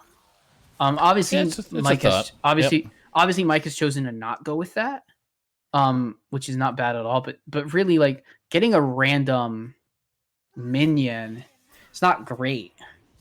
And really lowering the hero power out ends up getting an Imp Mama, so can actually maybe sell off the 5. Could have maybe opted to sell the 5-2 and quickly play Imp Mama. Did not have time to do that, so gonna go up against Bill Snyder's Hook Tusk.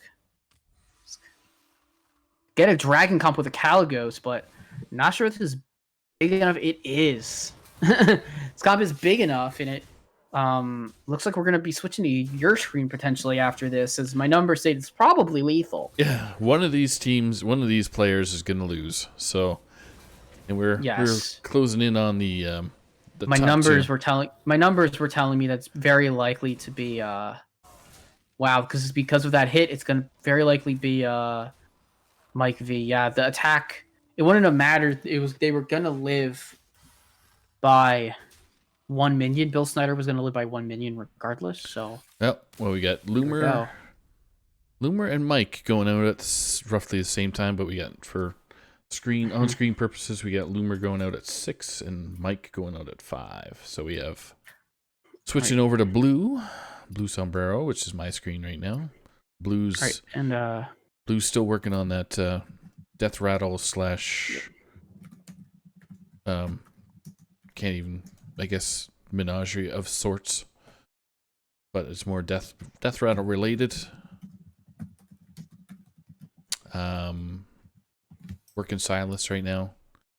Yeah, I want to. Go ahead. No, I was gonna say I'm just gonna spectate Bill Snyder. He hasn't turned his spectate on, but once he does, I will. Once he does in between rounds or something, I'll spectate him. It might end up turning out poorly just because he's got such low health. Yeah. But so Blue looking at Gentle Dingy, we got Caligos, and then Zap, which I figured he was gonna pick there as a golden choice there for the Spawn N'Zoth.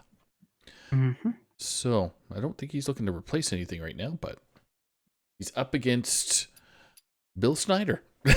All right, so I'm gonna. So I don't have the eyes. I'm just gonna go to Andraste. Andraste's got quite a lot of health, so we'll Yeah. check so out what he's doing over as Wagtoggle. 37% chance for blue to win. Doing a triple buff thing because of our pal Rivendare. Dale. Oh yeah, got Rivendare with some bombs. Wow, Yeah. the bombs all hit the same I thing. know that's unusual. That's actually not bad at all because you really want to focus stuff out. But the big dragons of Bill Snyder Yeah. are really Oh paying my dividends. goodness. We got bombs for bombs, and it's not even sniffing at the 820 yet. Yeah. Wow. I will not give away the result, even though I know it. So my guess is that blue survives. So, yep. Yeah, blue actually knocks out Bill Snyder with the bombs. Boom. Face is the place, and Bill Snyder is resting in peace. Yeah. So, he's fourth. So, Yeah, we have no tie for fourth. So our remaining people are Andraste, Jump Float, and Blue Sombrero. Yep. So both members of Bob's Bounty Hunter still surviving. Yep. With one member of F12 Silver still around. so blue is going up against Jump Float, so that could determine. So Jump Float's what, 5 tier? Blue is at 6. Mm-hmm. So I don't know what blue's going for here outside of. Okay, that makes sense. The old magnetize is always helpful. Yeah. Get rid of the dragon, throw up the. Yeah, I think he's thrown the zap out here. Very likely, yeah. I can't see Bran coming out, but nope, just leaving the board as is. So maybe he's happy with what's going to happen. Gotcha. All right, so Andraste has the ghosts in this battle. Oh, great. So let's focus on what's going on. Wait. Yeah, blue is Hearthstone just dumped me for some strange reason. Oh, maybe he disconnected or something. Nope, he's there. So it's Oh. he lost. No, he beat. No, beat Jump Jump Float. Float. So it looks like Jump Float won, but because we got kicked out, we weren't able to actually watch the battle. It just skips through the result. Yep. So Meanwhile, Jump Float meanwhile, lost. Andraste is actually gonna take damage from the ghost of Bill Snyder. So he's down to 8. So it looks like it's gonna be blue versus Andraste for the end of it. Yep, we'll just watch your screen now. So Okay. Sounds good. We have quite a lot of hangry dragons. Picked up the golden dragon. ooh, Big golden dragon. Gonna pick up another 6-drop. Finds another Amalgadon. I quite like to see that one get picked up.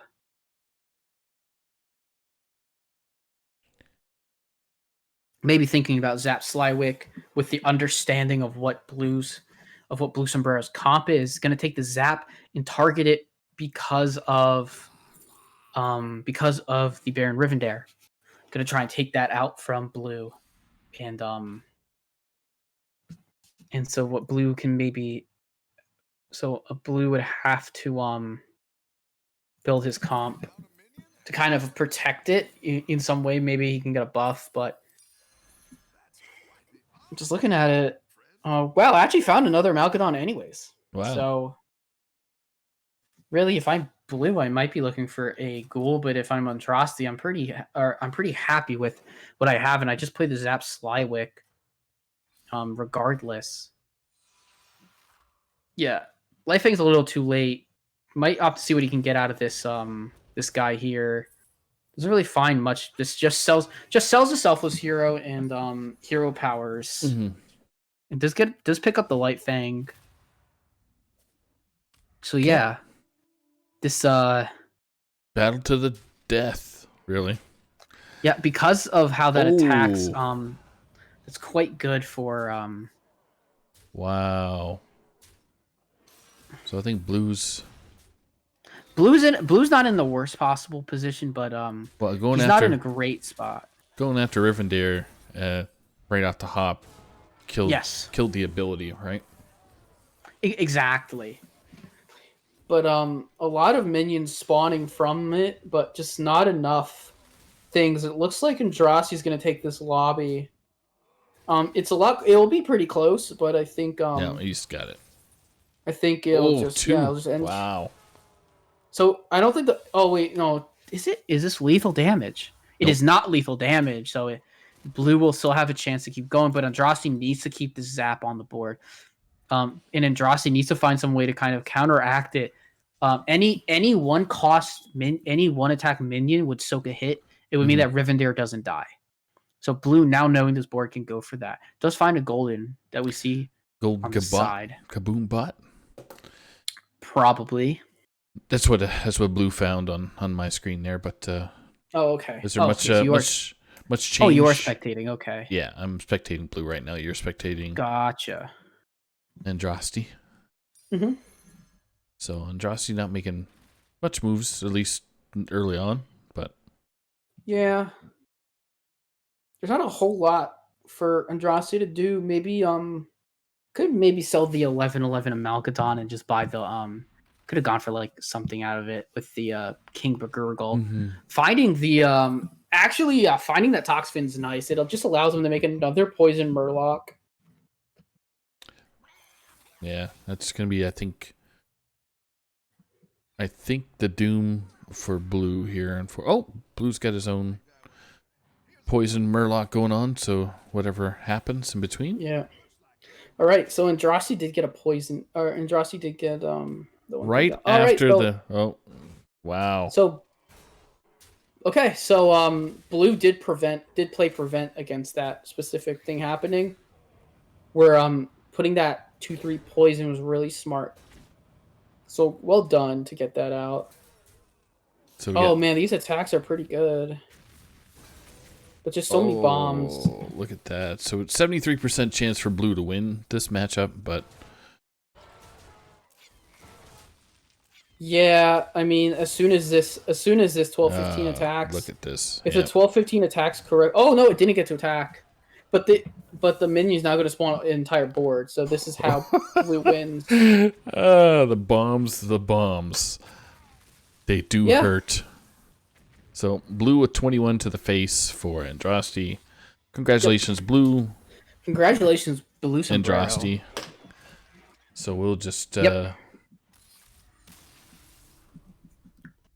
we'll just rip right over. So the players are going to take another couple-minute break. We're going to keep an eyeball in the lobby to see how fast they're going to jump back in. So just to review who came out of the placement is McMariner. They're at 8 position. Jamie's at 7. THL Loomer at 6. Mike V at 5. Bill Snyder at 4. Jump Float at 3. Andraste at 2, and Blue Sombrero at number 1. So, yeah, the Bob's Bounty Hunters is certainly collecting points when they need it to stay in the race. Yes, we got F2L just collecting because of blue. Loomer had some rough music there at the very beginning. Yeah, then was on catch-up mode after that. Mm-hmm. And Bill and Jamie's were just. Jamie's just had some bad luck. So yeah, Jamie submitted 8th in the lobby. I assume that they'll catch that somebody was supposed to submit 7 there, 7th. In the other lobbies that we have full results actually. Nice. Where in blue lobby, Hockey Boys took 1st place, Fire Emblems took 2nd, Yockster took 3rd, Eclairs 6 took 4th, Bunny or Robocats took 5th. Ligor took 6th, and Bryce Bull took 7th, but it was a tie for 5, 6, and 7. And then Mad at Arms took 8th place. Meanwhile, in the red lobby, Agent PWE took 1, Steffi took 2, Dabs 3, Riots 4, and looks like it was a tie between 4, 5, and 6 Riots, Cherub, and your Mumkhead, with Debs taking 8th and Sunday probably taking 7th in that scenario.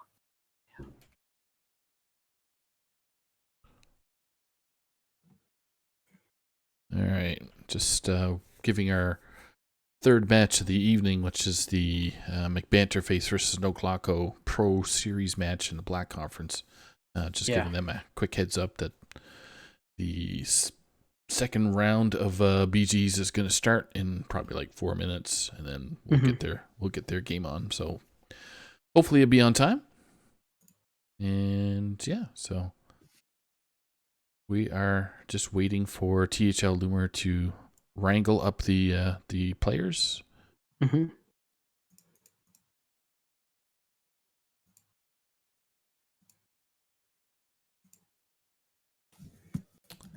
And just trying to think. All right, ready, check. So you got.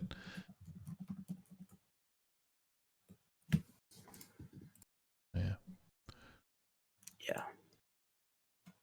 Little complication, something that picked up that you picked up, which was Jamie submitting 7th instead of, or sorry, submitting 8th instead of 7th. So Yeah, so that'll get all sorted out. That they can still play their match out though. Yeah. And I'm sure that that can get taken care of on the back end of things. Yep. So we're at 5 ready checks right now, including Loomer. Yep. So we're just waiting for It's Me, Mike V. Looks like Bill Snyder is ready. We got Andraste. Jamie's Bill. We're waiting for Andraste. Jump Float. We're waiting for Mike V. No, Jump Float actually reacted. That's right. Yeah, so we're looking at Blue. Mike V, Blue Sombrero, And Andraste. And Andraste. Yeah. Yep. As soon as that starts, then we will continue the cast. Well, Andraste's checked in now, so 2 more to go. Mm-hmm. Come on, Blue. Get in there. Mm-hmm. Blue and Mike. Let's go, buddies. So who are you going to be spectating as soon as things are ready? I'm gonna start on jammies. Yeah, I'll start with Jump Float. Okay. So we are still waiting for 2 more players to chime in.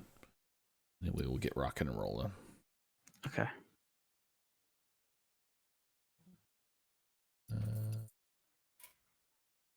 I have eyeballs on all of them, but Yeah, it's for Hearthstone. It seems to be doing some funny stuff. mm-hmm. Risen was ready when he was in the lobby, so. Oh, okay. Gotcha. Yeah, Andraste's ready. Mm-hmm. Just waiting for Mike and Blue. Yeah.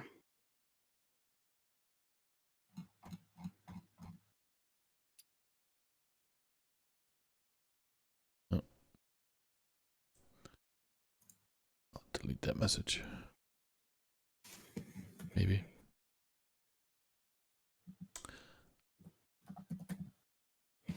Just let Lemur take care of it there. You got it. So while we're waiting for the players, is there any other updates there for the BGs? Yeah. For schedule, or not schedule wise, but Oh, for... I'm just doing this so I can get Blue added on Battle.net.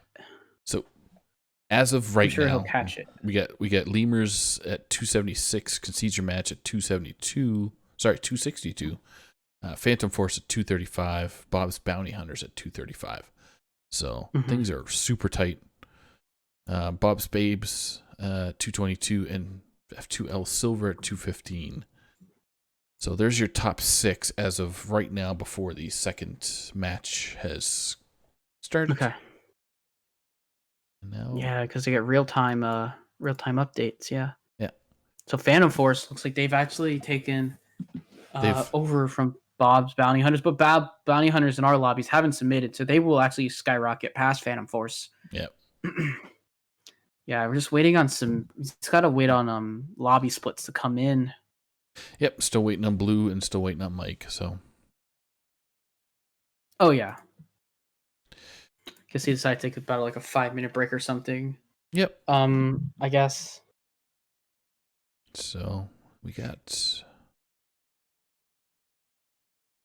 Trying to think anything else we can kind of bring up to chat here, but there's There is just trying to think of where BGs are. There we go. Okay. So blue lobby, we had hockey. Dude, you already went over this. The hockey came in first on his blue lobby? Yeah. Okay. Yep. Agent PWE in first. Yeah. Mm-hmm. A lot of movement. Steffi coming in second there in red lobby. So that's, Yeah. And her teammate cast- Riots. Our other casters doing well for Yeah. themselves. Now we're just currently waiting for the gang to start. Yeah. Who is the surprise team for you in the BGs This season? this season? With which team? Looking at the teams that are here in the top Top 6, yep. 6.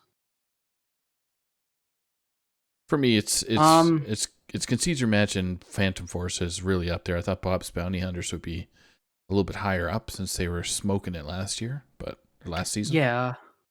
I don't think I'm necessarily I think all the teams up in this top 6 are teams that I could have seen being there. Yeah. I didn't know anything about Bob's Bouncers. Like I mean, obviously I know who some of their players are, but Right. I don't know their BG acumen or anything like that. So them being so high up, I would say surprised me just because they were an unknown entity Yep. in the Battleground series. I expected F12 Silver to do well. I expected Bob's Babes to do well. Because they're pretty much the exact same team, just with adding Suebe on their roster. That's right. Yeah. So And she's a force for sure playing yeah, BGs. So for yeah. sure. So yeah, Burgelmuger Buse is just having fun this season. So it was, yeah. and that's all we Mhm. all want players in the THL is just to have fun. Oh yeah, my team's having some good fun as well. Yeah. With some So fish and chirrups. yeah, Cherub and Sunday There you go. are in their lobby right now. I'm my team didn't make playoffs or anything, but we still, they competed well, and being not pretty much just not being like the bottom team is quite good. Like considering that our team isn't made up of. Ooh, are we actually? Yeah, in the they're lobby? actually in. That's weird. Okay, Hearthstone, I alright, give so up we've- on you, dude. All right, yeah. So Jamie just doesn't have his spectate on. I'm gonna hop.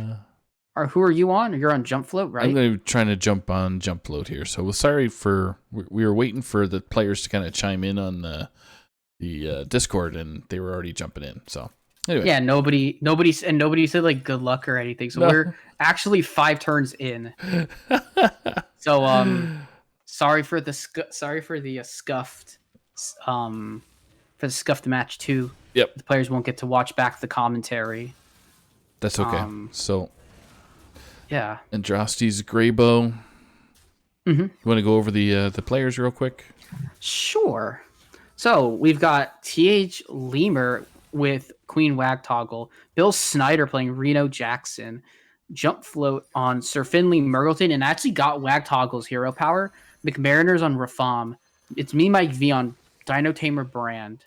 Maiev Shadow Song is Blue Sombrero, and Jammies on Forest Ward and Omu, and Andrasti on Greybow.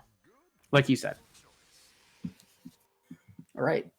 I'm currently spectating Bill Snyder on Reno. Yeah, and I got kicked out by Jump Float. What the? Oh. Yeah, I don't know. Spectate system is a bit weird at times. But yeah, Bill's has got a Wrathweaver and opted for the early hero power.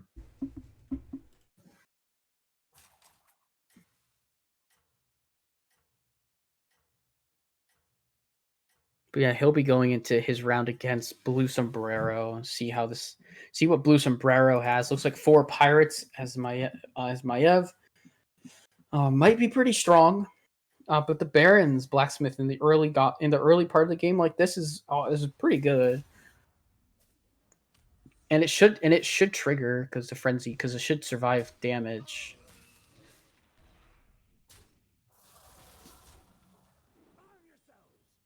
Yeah. So Jump Float kicked me out because he didn't know who I was at the time. So thankfully we're watching your screen, and you're spectating who. So Yep. Got myself Bill Snyder. Bill Snyder. He's having a good time here against Blue Sombrero. Some Snyder vision. Yeah. This is going to be a bit closer than I might have expected initially, but going to still deal 6 damage.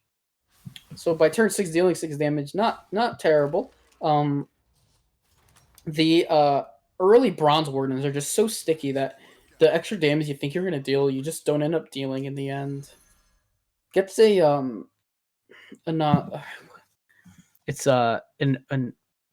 Nathrazim Overseer.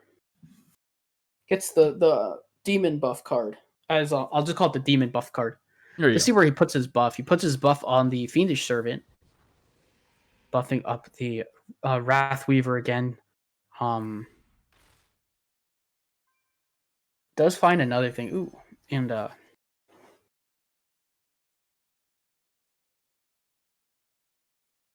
so gonna not really have much else to do this round for Bill Snyder, so he'll end up just sitting with this board going into a going up against Graybow.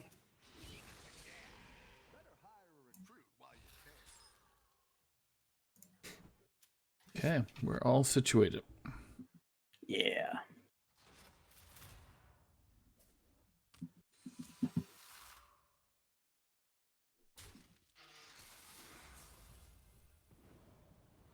Oh, it's a bit unfortunate that the arm of the Empire came in because they didn't allow the Baron's blacksmith to trigger. But now this arm of the Empire is just sitting as. Actually, we'll get to trigger because of Graybow. But none of these tokens that get the hit, they're not going to actually buff the overall one, and this will be close. Because of Arm of the Empire triggering on things, but now it's gone, so this will go firmly by 1 minion to Bill Snyder. So he deals as 4 damage, goes to Andraste now. All right, just alerted our Pro Series group that just could be another 15 minutes or so. Yeah. Depends on how fast this goes. There's a chance this just goes pretty fast. Yeah, It picks up the Soul Devourer, is going to start buffing it up. These big demon comps are pretty popular now, and they're pretty good. They are. Ooh, yeah. Passed over a Ring Matron. I think I would have liked to have seen that Matron get picked up there. Bill kind of just fast firing on the reroll button. Very much kind of liked his situation, but passed over a card that's so key in these demon comps is the ringleader. So, but does have a soul juggler could actually opt to maybe freeze for the juggler next turn, depending on how what him and his team decide to do. As he'll be going up against McMariners on Rafam.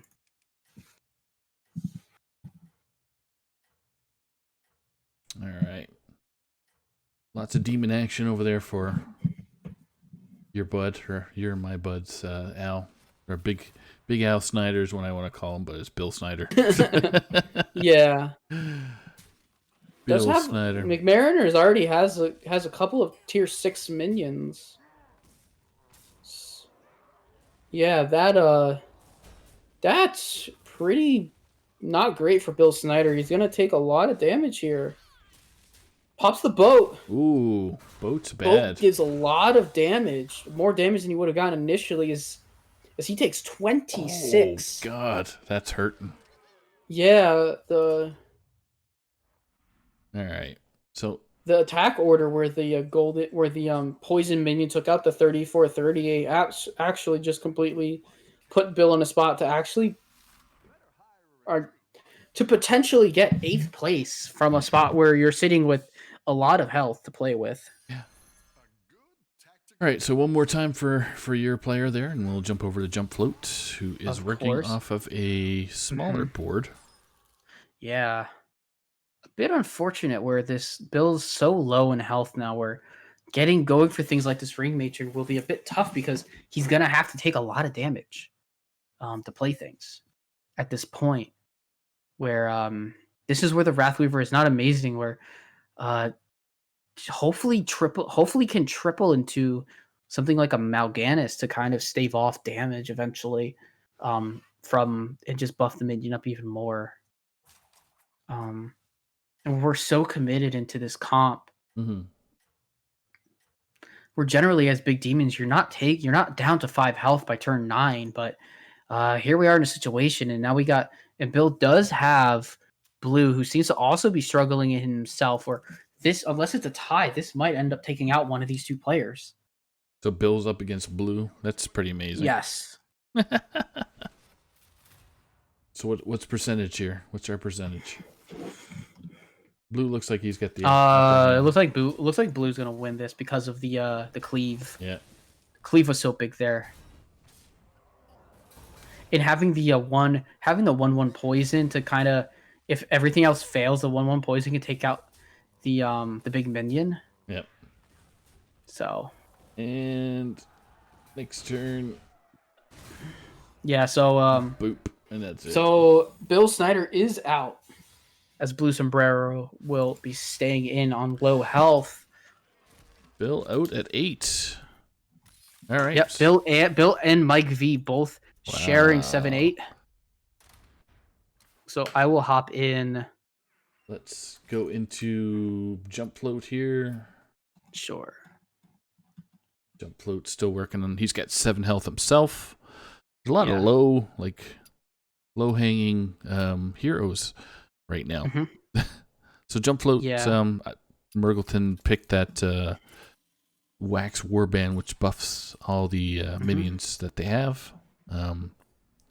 He just picked up Deadly Spore himself. So who's he going up against? He's going up against Blue. So it's low health versus low health. Amalgadon just appeared, but he can't play it. He can't play it and poison it at the same time, unless he gets rid of the 2/2. So the water droplet, which I think is probably a better option. Have 2 poisons on there, or 1 poison. Actually, sorry, I'm thinking of the other way.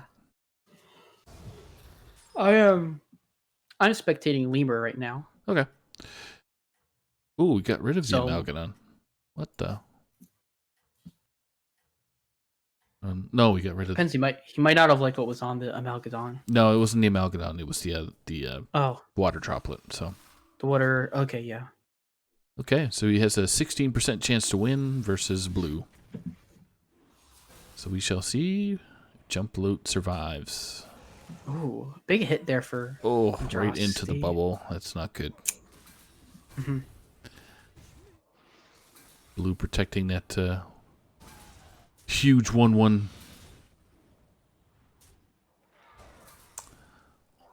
So, does Jump Float squeeze it out with that Death Rattle? Yes. Potentially. Wow. So Blue takes heat. Yeah, so Blue is out. Blue is out at 6. All right. Yes. Ooh, actually, and there is potential for Lemur to maybe 6 and 5 here. So Lemur's 5 and Blue is 6. Oh wow, yeah. The fact that the Imbomb spawned in was really good for Andraste. That's quite rough for Lemur, honestly. Yeah. For 2 teammates on silver on the same team to go 5th, 6th. I mean, it's rough. Still points. It's not no points, but it's like we've got our top 4, and it looks like it's McMariners, Jump Float, Andraste, and who's the other person? Jump Float. Yeah, I mentioned Jump Float. Okay, so sorry, it's Jammies, Jump Float, Jammies, yeah. McMariner there. So all right, I will spectate McMariners. So my estimation, Jump Float is going up against McMariners right now. Okay. So with his comp right now, it looks like he's not having any great success. Picking This will be another an poison. interesting one. Picking another poison, but hopefully there's not too much much bubbles over on McMariner's side. But we'll see in a second. Yeah. And what do we see? Bubbles? Lots One of big bubble. stuff. One bubble. Oh, and a poison takes out a poison. That's so oh big. my gosh. Wow. Yeah. 0% chance for Jump Float to win versus McMariners right now. Yes. Makes a little happy face. It's just a boot. Happy cow. Happy cow. All right, so that makes Jump Float and Jump Float third with Jammies in fourth. So Right. Jammies is. So we have our final two. definitely on our final Good. two. It's the two people we're spectating, so. So Or no, it wasn't. no, Other we're- person's Andrasti and McMariner. So two people on different teams. I'm currently on McMariner, so you should probably spectate Andrasti. Okay, so you. All right, I got you on McMariner right now. So Awesome. try and see if I get Andrasti as a friend, which I do not. So Okay. Well, if you have McMariners, after this, I can like quickly oh, there we reroute. go. I get Okay. Andrasti. I just couldn't scroll Good. high enough. So Oh yeah, that's dumb. that's an old person Yeah. thing. McMariners having a board that's just gonna keep buffing up with this double Caligos. So this will be interesting. I'm gonna because I can see both boards. I think Golden Arm of the Empire comp here versus these big minions could potentially pay off, but I do think I would favor McMariners in this one. Just so many 30 plus health minions to go for Andrasti to have to go through. Yep. But we will see. We shall see. Just double checking to see if our pro players have submitted their bans. Okay. Mm-hmm.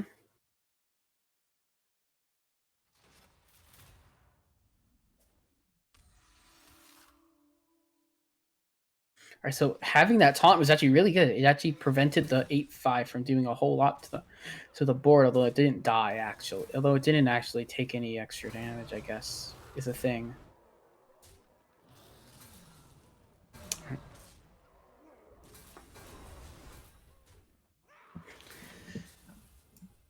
Yeah, it looks like McMariners is 100% favorite to win. Yep. It's just a matter of if it's lethal.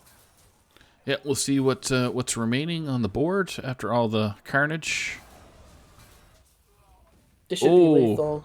Yeah, it's definitely lethal. So we got, yeah, definitely lethal with the triple sixes. Exact Yep. 24. So Exact 24 because he was tier 6. Yep. So congratulations to McMariners on taking lobby number 2. Yep. Perfect. Perfect, great job by a couple of these teams. Like McMariners, rough round 1, really good round 2. Yep. Um, So we'll just quickly review the sure. second lobby results, which was Bill Snyder going out at 8, Mike V at 7. Where was 6? 6 was Blue Sombrero. 5th was THL Loomer. 4th was Jammies. 3rd was Jump Float. 2nd was Andrasti, and the ultimate winner of the second lobby was the McMariner guy. So, Yeah. Looks wow. like the other lobbies are also getting towards the end of it. It looks like Blue lobby also probably ended at this point. So we are. So we'll be able to give some form of an update on things. Not 100% sure about Red Lobby, as some players haven't, as it depends on how far down in the lobby they are for ending it. Mhm. But it looks like Yoxter took a third and a second in Blue lobby. Wow. And overall for us, a lot of the players kind of evened out. Jump Float getting a third and the third was is very strong. I don't see Andrasti. Andrasti didn't submit for the first lobby, but Blue kind of taking like first, and then I guess 7 tied for Yeah. 7 tied 8. Or no, Blue and Lemur going out 5th, 6th. Sorry. One of those Was things. quite does actually give Blue a really good overall split of the lobby. So yeah, I mean, good job. Good job to all the teams out there.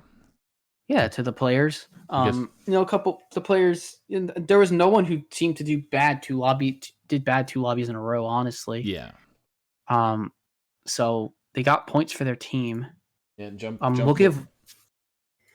Just gonna say Jump Float and Andrasti with some consistency there with the 3s and 2s, right? So. Yeah, they both did really well. So. Bob's Bounty Hunters putting in some good work. Yep. Phantom Force also put in some good work in their lobby as well. Looks like, and Bob's Bouncers getting 25 points tonight. Yep. Wreckage Shop. Yeah, Bob's Babes getting a couple of good placements. Yep. So Turning yeah, into a tight playoff race there. So. Oh yeah, it's gonna be a fight. So right now, as it stands, before we head into our pro match, we have Lemurs with 278.5. I don't think that changed. I think they went up 2 points potentially there. Concede Your Match, 262.3. Bob's Bounty Hunters in third place, 256.5. Phantom Force, 251.3 points. Bob's Bouncers, 227.1 points in fifth. And Bob's Babes at 222.1 points, which would put them in there. But F2L Silver just has not submitted their splits yet. And when they do, I believe they will overtake probably both Bob's Bouncers and Bob's Babes yeah. to go back into fifth. So most of them coming out pretty chalk here. There is a chance that if Steffi has a really good lobby here, as well as Riots, that they can really put in some work for their team. Yep. And pull them up in maybe in that keep them in that 6th place spot. Exactly. So yeah. So let's rip on over to our pro series. So wait for No Glocko's band to roll through. So sure, we can go over their deck lists right now. So right now, yeah, I'm gonna pull up their lists on my screen. Actually, I can throw them in here. Just give me a sec. Sure, sounds good. Boom, boom. Some interesting brings from No Glocko in one class at least. So McBanter's going to be the first one, and sure, No Glocko's going to be the second one. So No Glocko brought Demon Hunter, Mage, Priest, Shaman, and McBanterface brought Mage, Priest, Rogue, Warrior. So those. It says Priest. But No Glocko's brought actually Priest is swapped out with Rogue. That's what it should have been. Oh, okay. So he did bring the Rogue. Yeah, it just the site itself did not recognize the Rogue submission. Okay. Sorry, No Glocko brought Demon Hunter, Mage, Rogue, not Priest, Shaman. Mm-hmm. So we can go over the deck list real quick, and then we'll get rock and rolling.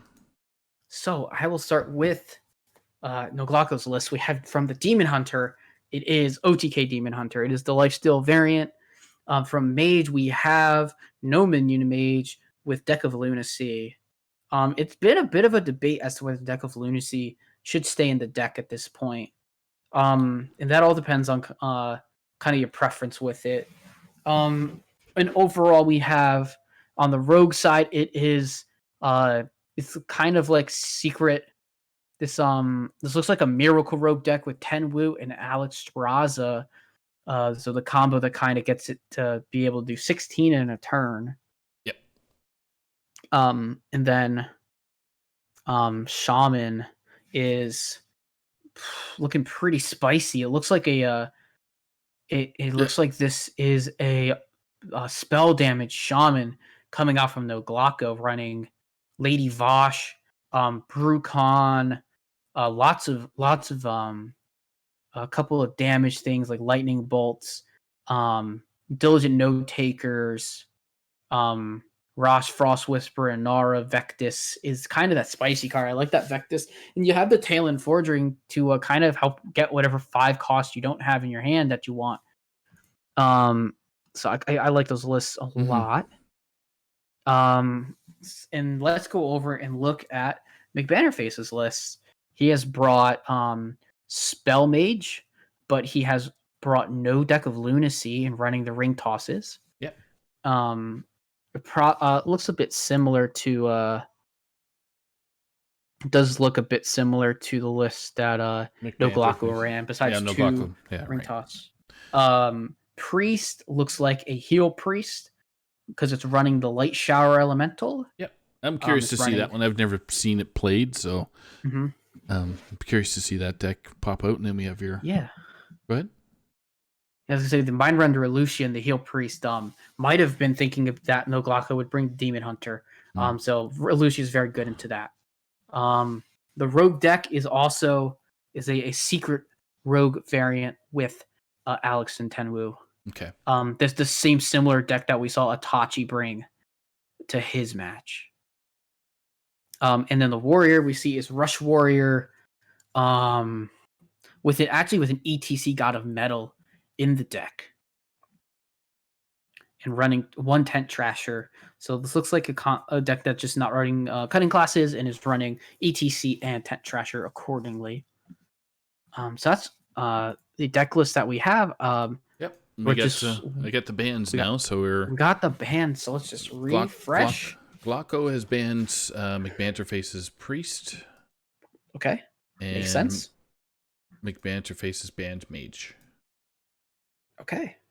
So I think that's pretty good because you don't know what to expect with the Heal Priest. And you know what you're going to get with the Mage. Yeah. I think obviously Noglaku has banned the Priest to give his Lifesteal Demon Hunter an easier time getting through. Because a lot of the other decks that McBannerface has brought, maybe besides the Warrior list, are very susceptible to this Demon Hunter. Right. He just wants to get rid of that Mind Render. And Priest is also pretty. Like, Noglaku did bring the Mage to deal with the Priest. Yep. But McBannerface obviously just got rid of it. Yep. Just said, nope. Forget about it. Both players noping out each other's kind of counter decks against their plan. So I got McBannerface and Noglaku is on my... There. Okay. If you need Noglaku added, I do have his battle tag. Yeah, I got it too. Let's just double checking to see. Sure. And you got McBannerface, no problem? Mm-hmm. Yeah, I have both of them. All right. Let's see what Hearthstone says. Oh, I guess it didn't have Noglaku, so here we go. Now I do. So we can cancel our stop watching and stop streaming. Yep. Just waiting on both players to challenge. And because this is pro, there is no banning process other than the website. So these players can, once they get challenged up, they'll just be able to play. Right. And for our viewers, when we get into the spectate mode, McBanterface will be the one on the bottom of the screen. First spectate for myself and Fish, and Noglaku will be at the top of the screen. Yes. Yeah, and this match so far has one result, and D-Money swept Edelweiss. Yep. So they brought the same classes, maybe different varying lists, banned the same deck, banned the same class, and it just went in D-Money's favor. Yep. So we're just waiting for the two to join hands and challenge. Yes. Yeah. So I think it's just one of the spectate things that's going on. So not spectate, sorry, the friends list hiccup that happens. Oh, okay, yeah. So So for some McBanterface, reason, yeah, okay, now I see the bands on the screen. THL website's a little bit sluggish right now for the bands, All but right. it worked out. Yeah, they are. Looks like they're ready. We'll just wait for the eyeballs to pop in there, and All right.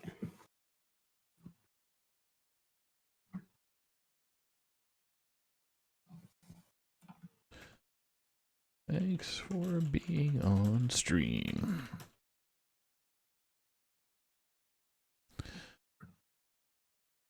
All right, just waiting for some eyeballs. All right. We have eyeballs. That we do. So, Banterface pop.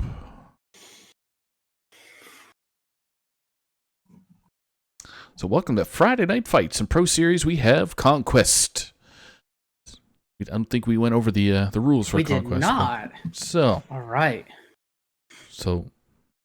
person wins the match. They cannot use that class again, and queue up the next class.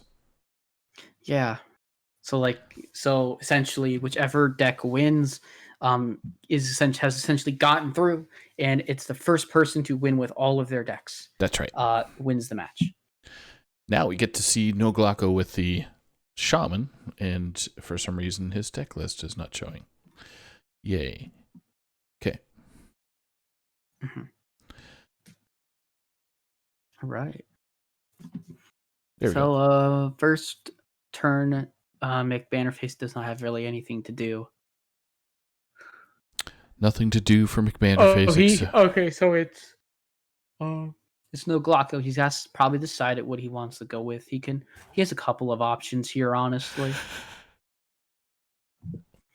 Could go with the Novice Zapper here and just take a 1-turn overload. Yep. But gonna opt to not play anything actually. And Gonna have either, I was gonna say Parade Leader makes a logical choice, and indeed, it forces action from. Yep. Yeah, it's gonna force out the coin Serpent Shrine Portal from No Glocko, which produces its own 3/3. Yeah.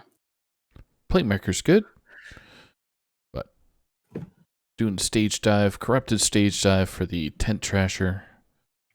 Okay, not a bad pickup at all. Crab Rider is probably a wasted turn right now, so probably a hero power will come in here. Yes, indeed. Not the best pickup. Nope, going with Crab Rider. It's not. I guess it's not terrible to play it out. Mhm. It forces some pressure, but generally, you kind of want to save Crab Riders. You want to get them later when you can just hand buff it. Yeah. And there's no real way to do that. Potentially threatening, maybe saying I have potentially a Rokara, so you have to remove my minion. I'm kind of forcing a threat in itself.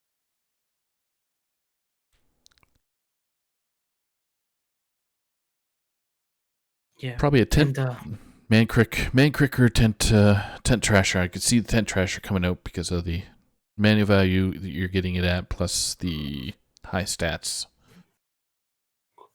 This big 7/6 on the board is pretty ominous. So yeah, and you're absolutely correct to want the Tent Trasher to get played because that is the best play.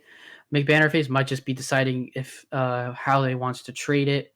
Yep. Before he plays it, and if it's absolutely worth it, and if you can maybe get away with playing slower, but opts for the Tent Trasher, is going to trade into the 2/2. Yep. And then go 2 damage face with the Crab Rider. Boom, boom.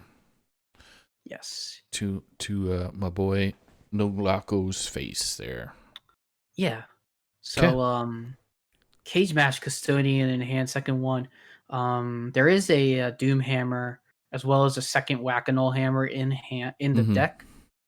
Gonna go for the Landslide here, very likely, just because it will clear up the board. A nice, easy board clear. Sword Eater.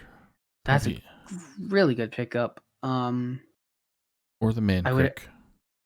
Yeah, you can play Mankrik with some mana efficiency, Mhm. but I just think the fact that Sword Eater's gonna Produces- clear the minion is nice. Yeah, producing that Jawbreaker sword just clears the minion off without taking too much damage.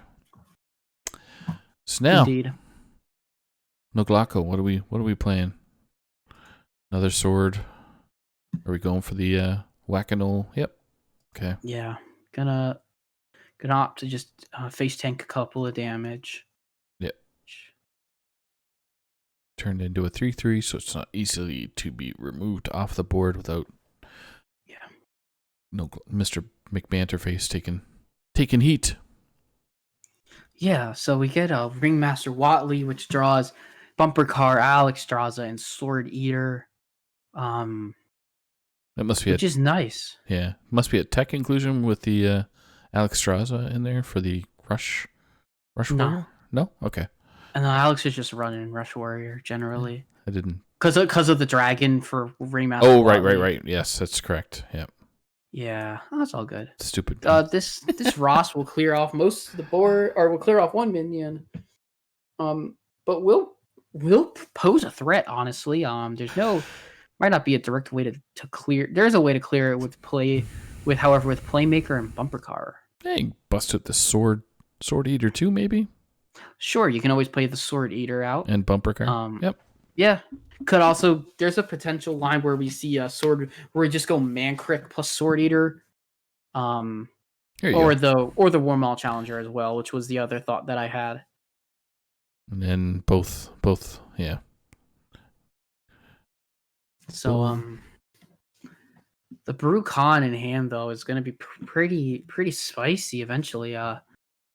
As a lot of the damage dealing spells of Shaman are nature spells, so Brew Khan will eventually just maybe set up a lethal. Won't be anytime soon, but That Dunk Tank can actually go face as well, so that's yes. is pretty spicy, as Astrofrog has commented in chat. Yes. Yeah.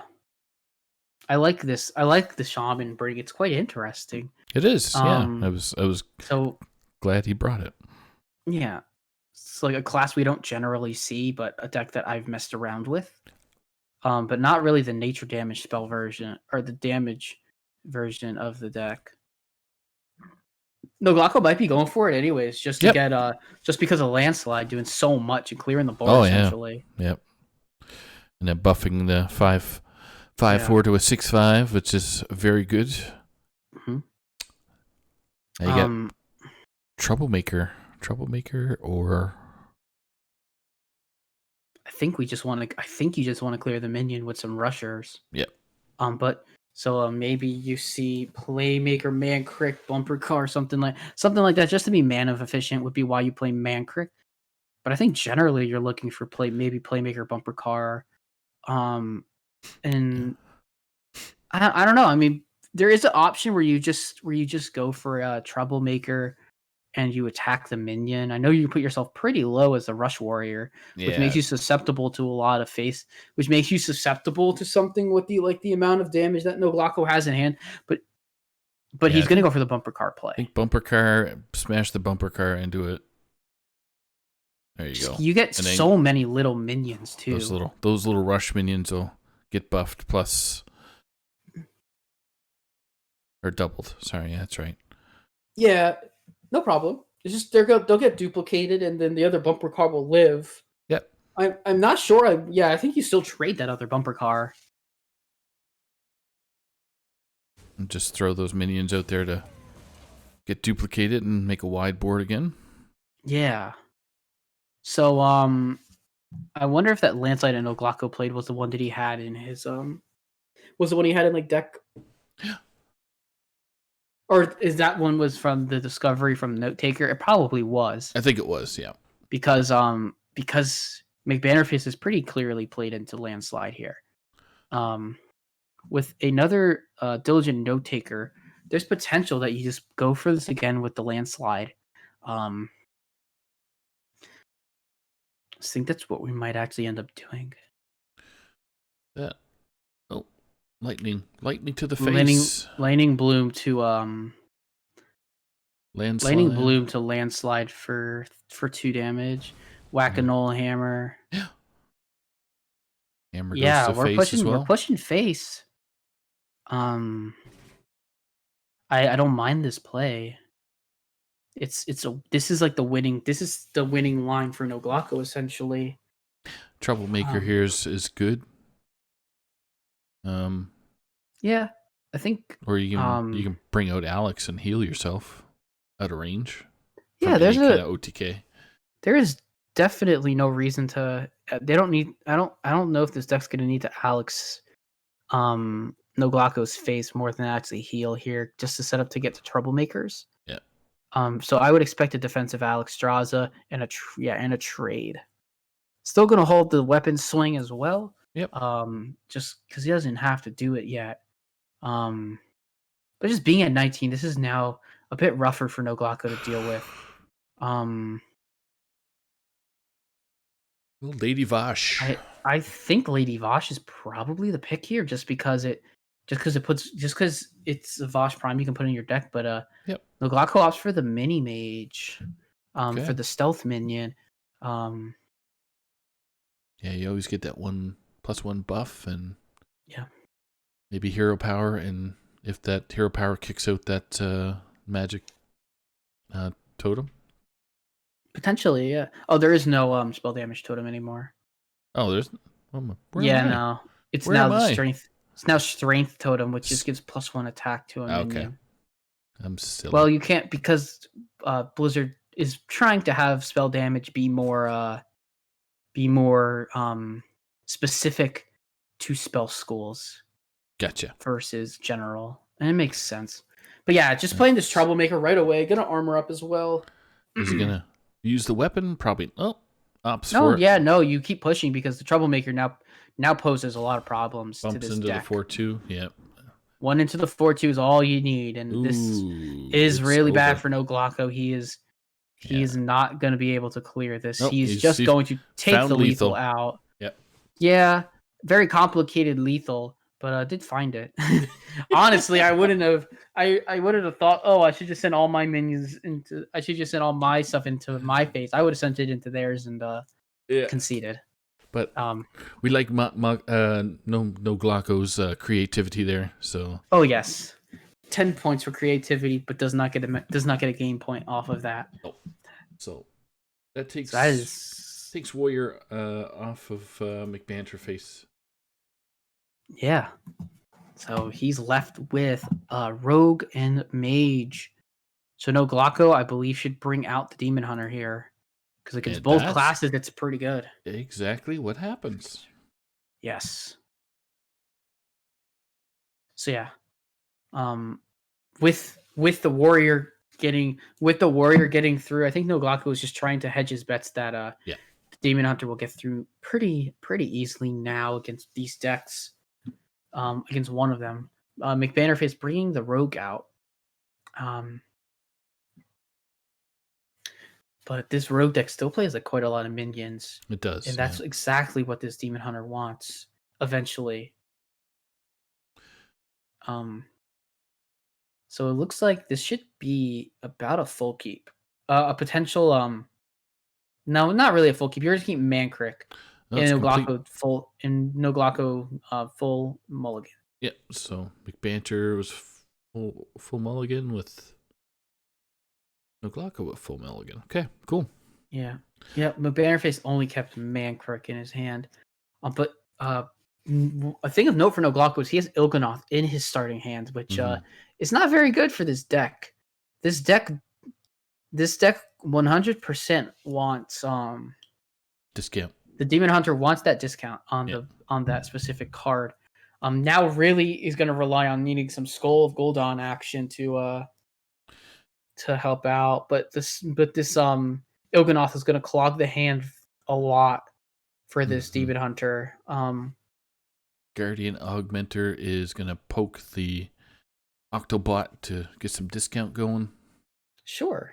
Mankrik may fall on the board. Yeah, I definitely can see that happening. We're gonna go for the Guardian Og Merchant, it looks like. And Mankrik.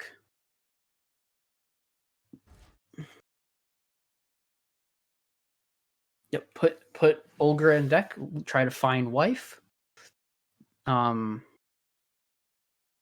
McBannerface doesn't have a whole lot to do from here, but he has a pretty good board, especially against this Demon Hunter, which will really just be able to clear a couple of things only. All right, we're going to see Ethereal Og Merchant and I-Beam on the Mankrik. So quite a lot of resources spent. Yeah, I was just curious about all that, but the Guardian Og Merchant, you really only need one to get the full force of it. And the main difficulty now is just the fact that you have a skull that you drew before turn 6. Unless Noglaco is able to maybe get it down by turn 7 with some form of maybe a coin play on, maybe like something where he gets a 1-drop on a 1-cost card on 6, but generally it's just gonna be tough. Field contact you can see coming out, and then Brain Freeze to wreck his board, as Ron would say. Yeah, one board has been thoroughly wrecked. So that was the secret passage being played. Yep. Blackjack Stunner, not useful right now. And that was interesting because I thought there was a spell, wasn't there? Yeah, there was a secret, but it was just more efficient to use the Brain Freeze. Because it drew a card. Like, there was indeed, I think, an ambush that was off of it, but I don't think McBannerface had the mana for it because of the field contact costing 3. So we're gonna go for the I-Beam play here.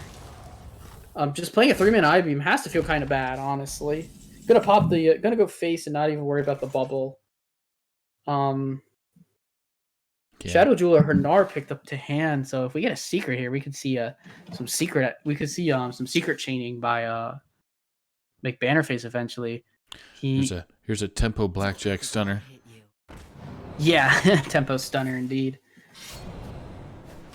No real need to do anything but develop a board and attack. Chaos Drake.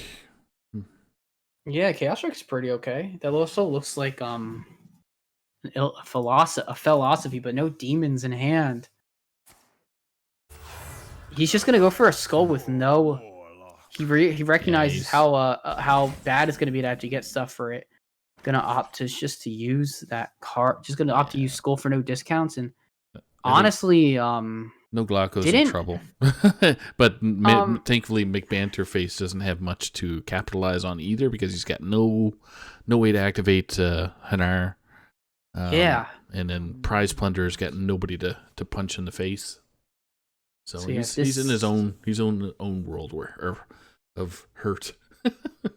Yeah, so McBannerface might just have to start playing for a bit of could just play something like a Prize Plunderer, but it's just so rough not really having any extra draw cards. The Demon Hunter just does such a good job and doesn't even necessarily need to draw perfectly because there's no extra damage that you really have to worry about with the combo. It's just finding a Moarg and finding the ability to actually do things, actually get to that point where combo is achievable, just enough to deal lethal. So we're gonna go for the Chaos Strike. Finds a Moarg, that's actually quite good. Can potentially use a philosophy here. Also has a Raging Fell Screamer in hand if Noglaco wants to go for a discount. See what happens here. I think that's the best bet.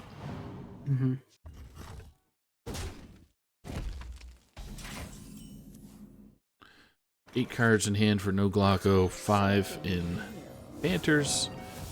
And we have a Jandis, and you can see the Steward of Scrolls probably getting the fake. There you go. Yeah, it's gonna be we're gonna go for Jandis Shadow Step. Always a smart play. Yep. Gonna go to clear out the Gonna just freeze the minion. Maybe it's gonna kill face. It'll kill it. Oh, it does. You're right because of the one spell damage that I forgot about. So yeah, we have. Clunky hand, but I don't really. But the studies is good. The studies can find you a skull potentially, and you can dump out. You can like There's a even dump a skull. Molarg here. There's You a can just skull. like dump. Yeah, you can take the skull here. You can just dump a couple of cards and probably still be able to play it. But he might not like it because he has so much in hand that he doesn't want to dump. Yeah, he's got 9 like- in hand right now. So Yeah, so he's just gonna go for the Crimson Sigil Runner cycle. Find second skull. how bad It's is a lot. that? It's gonna be a lot more likely for Noglaco to actually be able to get to the skull now, where you're at 8 mana. So It's just your hand is so clunky right now, and with Yeah. Il'gynoth. Yeah, it's so not you got so bad. Molarg's not bad. So I think Noglaco's calculating that he's very close to killing Yeah. next turn. So, I mean, if I'm correct, just because of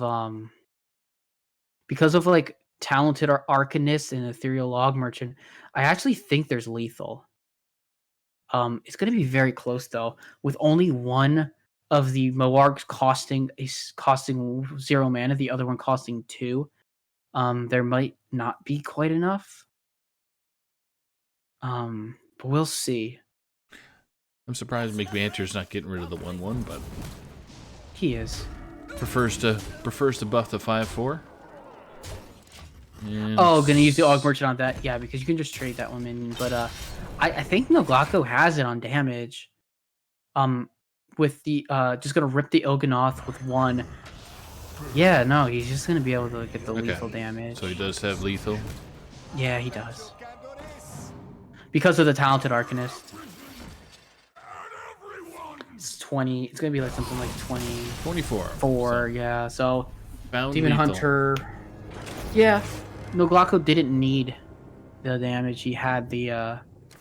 He didn't need the skull or the discounts. That's actually interesting. The ways that there's more ways to actually find lethal without discounts, which is quite nice for the deck, honestly. So, pardon our viewers for the. I guess trying to identify what the Demon Hunter does. Yeah, just because I we're so figured used it to out. seeing it from the yeah, and I'm just saying from previous versions of the Il'gynoth being in there, it took Yeah. a lot more Discounts. needed to get there. But as we saw, 24 damage to the face. Just had to figure out how to get 6 more damage, and that was done. So, Mhm. congrats to So- Noglaco for that, and now we're Yeah. I make my own. As Rogue you versus Now we got a Rogue. rogue mirror. Yep. Okay. in there. Yeah, Noglaco only has the shaman and the rogue left, and McBannerface has the rogue and the mage left. So, I think McBannerface might want to get this mage against the shaman potentially. Yeah. Which is why he went out with the rogue again. Opts to just keep Jandis against his deck because he knows how slow it goes. Yep. He knows this matchup's going to be a bit of a slower matchup. And it's similar lists, but you know, little text in there to create a little bit of problems down the road. So, seeing the pen flinger in one hand, didn't notice it in McBanterface's list. So, subtle differences. Efficient is sufficient. So, the discount not going to be applied right now. I can't picture a Wicked Stab being used on the Octo just to discount. But all right. So what does Noglaco have for his story? It is hero power and weapon. So we got McBannerface Does he play another bot, or does he just go for an ambush? Or just a hero power himself? Can't really damage his Octo to get things going, but if he had to, it had to be with the wicked stab, which not sure if that's the right play or not. But we'll see. Initiating overdrive. Could have coined, maybe.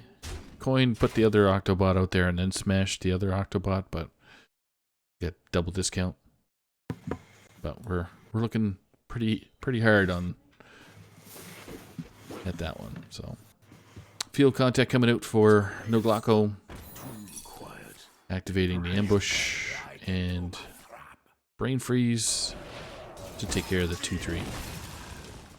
Yep. And there's the old Penflinger. Oh yeah, look at this. Noglaco's running Penflinger in his list. Yeah. So get. So I thought Jandice got nerfed. It did. See, it's a 5. Yeah, it's back to 5 mana now because of the Octobot. Firework Elemental probably going to be the one that gets the. Oh, actually that makes sense. That's interesting. Yeah. Yeah, the reason you make the Divine Shield minion the illusion is because it takes more to get rid of it. I wasn't sure if the bubble would actually be active, but It will. we'll see what Penflinger says. Penflinger's going to test it. Well, tested the other one Penflinger will instead. Interesting. Find out. Yeah, no, you'll test the lower health because it's, people will still think that I think that it was the correct move to go for that because now the Penflinger can just pop the if there's a spell you can play, it could pop the 5/5 Divine Shield, and you can opt to send something into it, like the prize plunderer. But and generally Penflingers aren't that valuable, but can also just opt to Shadow Step. But I think the hand is too full. Yeah, he's at Noglaco's realizing that and that it's gonna burn the Penflinger, so gonna do it anyways. It's gonna put the one card in hand, but gonna have to probably play it again though. Yep. 3-2 into 1-2. Gonna clear everything up. Has such a big hand. Yeah. Just needs to find. The only card you don't really want to burn is like, really, you just don't want to burn Tenwu here. Ogremancer would be keep, Vectus would be the fake. So yeah, that's an easy one. Shadow Step again. Yeah, this is nice. McBannerface is kind of playing out his game plan. My hand is too full. Shadow Step lost. Burns a Shadow Step. That's I don't know. I mean, I'm sure Noglaco's not happy to see that be the mill. No. But there's worse things that could have been could have had that happen to it. Og Merchant to test the 4/4 maybe. I assume he's gonna test on the 4/4. Yes. It's a risk, but it's a calculated one. Efficient is sufficient, so there's a big discount to the deck. big discount. Yeah. That's great.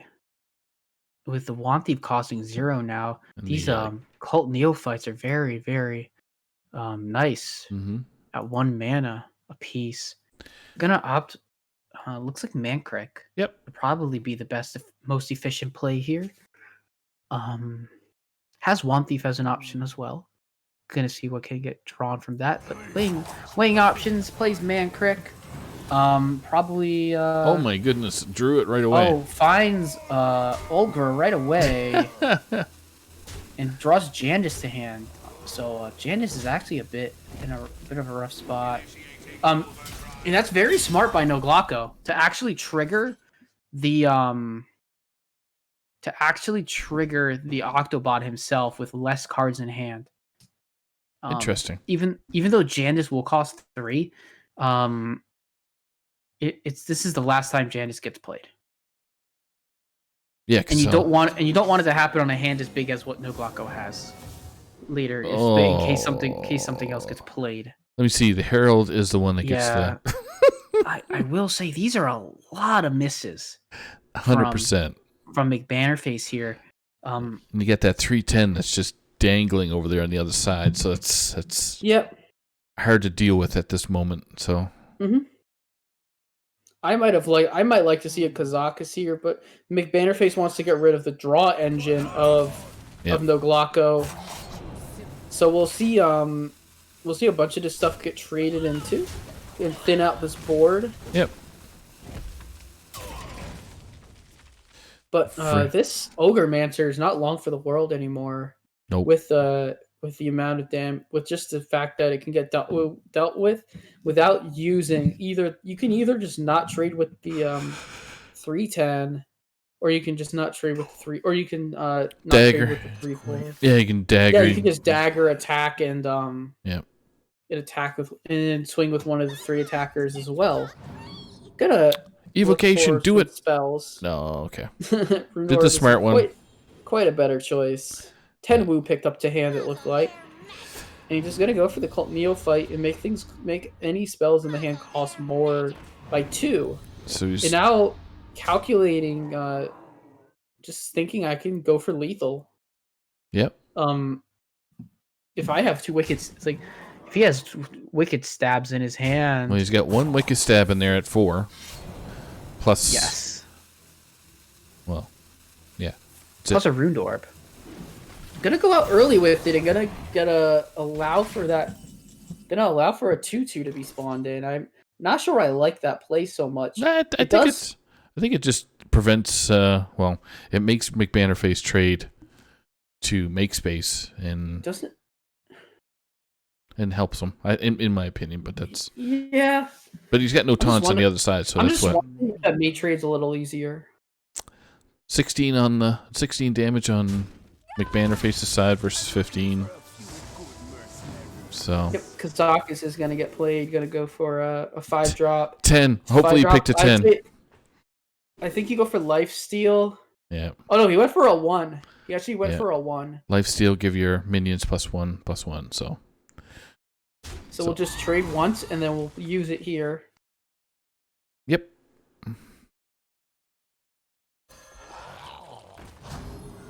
Yeah, this makes trading so much easier. Too soon.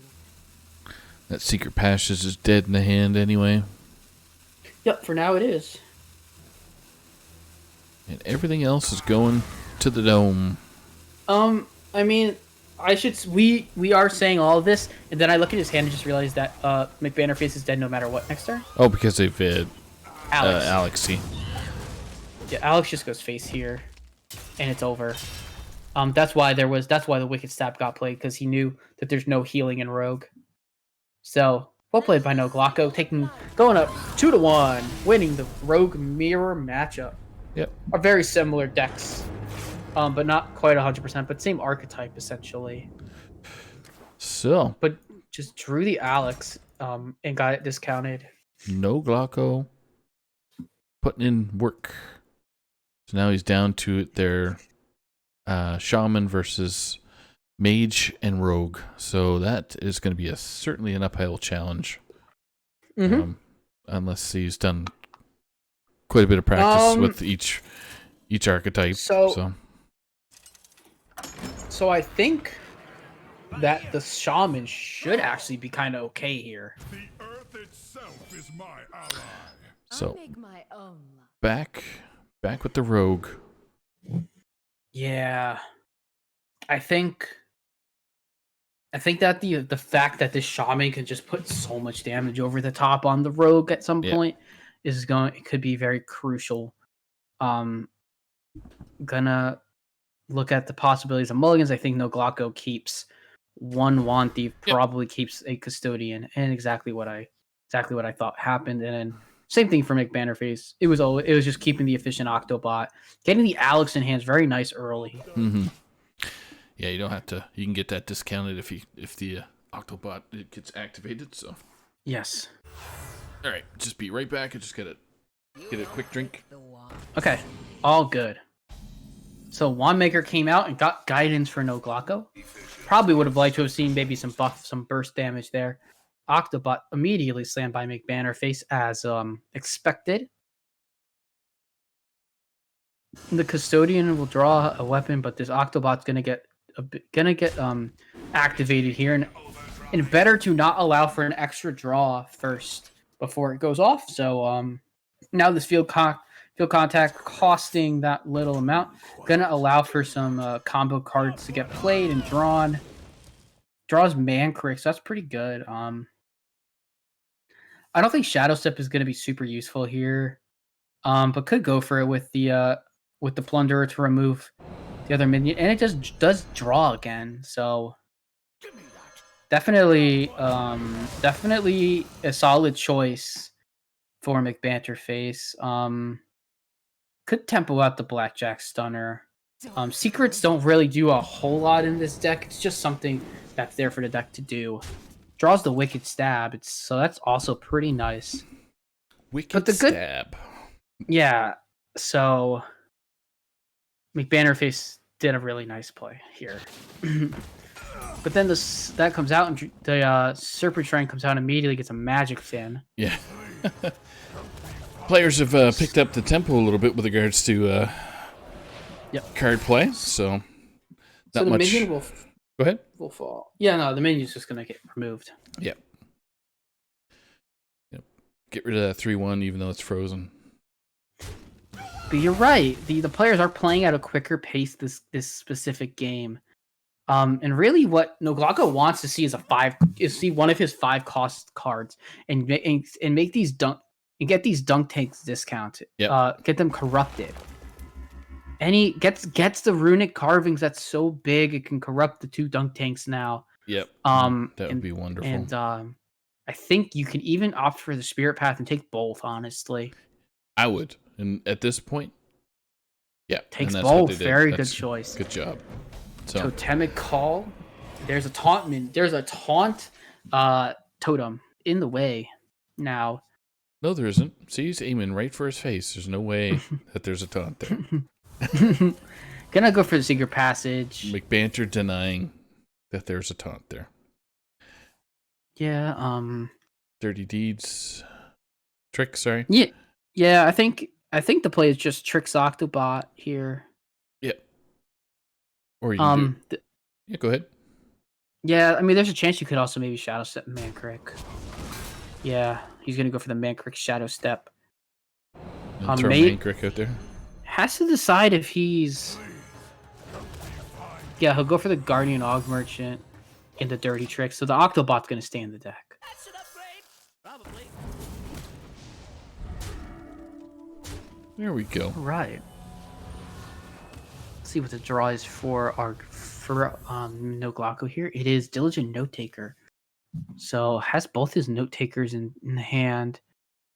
Doesn't really have a great way to clear what's on the board for McBanterface right now, with no landslides to play with, and is overloaded for 1 mana crystal. So gonna go for the Whack-A-Null very likely. Doesn't have a minion really could go with the Novice Zapper as well, just to be able to buff a minion. It does force some form of a threat, but we're not gonna play it this turn. We're gonna play Runic Carvings next turn and probably rush them in. Yep. So no secrets picked up here for McBanterface, so the turn's gonna be a bit awkward. I was just gonna say it's a little bit aggravating because Hanara's always showed up, and then there's secrets have just seemed to be secretive and be at the bottom of the deck. So yeah, I mean, we did manage to find some off the top. We did manage to find that Dirty Tricks. Yeah, from Passage. Yeah, it's just unfortunate timing. So it's all I need is a secret, just one. Don't have a secret passage, but so poke to the face and everything else face. Yeah, so looking like McBanterface wants to end this fast. Yep. Carving should have something to say about that. Gonna probably opt to take the Rushers. Of course we do. Does trigger Dirty Tricks though, so 2 cards drawn. Oh wow, Ogre gets drawn. That is really big actually. It is, yeah. It's a big. And there's that's ambush. Nice. Nice. But the fun part about that is that Mankrik takes damage because there's a weapon equipped. And it is Noglako's turn, so the weapon's active. So nifty little interaction there that we just saw. To clear off almost the entire board. Just leave the 3/7 alive. J-Bar. That's interesting. I mean, just get. I think that the play here is just face. Really? Yeah, you play Hanar Secret, and you can just Wicked Stab essentially. Yep. Because this Shaman deck doesn't have healing. Oh, Explosive Trap would be good too. Because you get 2. I think you take. Really, we're not gonna play the Wicked Stab here. We don't. I guess because Olgra just goes. I guess because you just go Olgra attack. Yep. You just set the lethal up here. There has to be heal, and there is no heal in this deck. So, yep. Ladies and gentlemen, we are one turn away from the end of the game. We're almost at game. What? We're almost at. I don't want to say it yet. It doesn't feel right yet. It ain't done. It ain't over till it's over. Yeah, it ain't over until it's over. Indeed. Lady Vosh. Gonna take Vosh. Yeah. Novice Zapper. I'm gonna go for the Dunk Tank because Dunk Tank will clear the board here. Yeah. But almost. Octobot being played, we can see this, and Noglako can't. Alex Straza goes face. And it is... Ali Oxenfree. So now we're down to game 5. Folks, yes. We said it. Ladies and gentlemen, Saku said it. He said the greatest words in all of Hearthstone.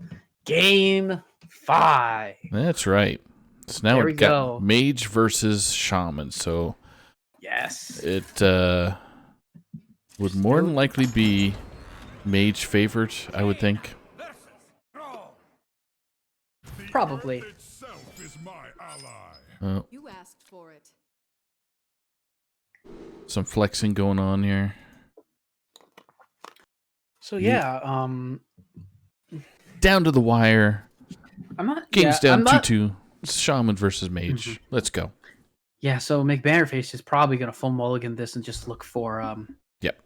He's just gonna look for Incanter's Flow and some other cards. Might opt to keep the Primordial Studies. It just depends on how risky how kind of greedy you want to be with your mulligan. Yep. Could keep the Apexis Blast as well, but generally speaking, you just want to go. You just want your flow, and you got the flow right there. Got the flow. Got the coin. Turn 1 has been determined. Noglaco ended up keeping all their cards. Full keep. No, that's a great full keep. I think if I'm McBanterface, I just coin out the Incanter's Flow here. Yep. Get those. Ooh. No, he's gonna go for the Devolving. Well, the Devolving Missiles is fine here. I really wanted to see that Incanter's Flow because everything, like, you want to be discounting literally everything from turn 1.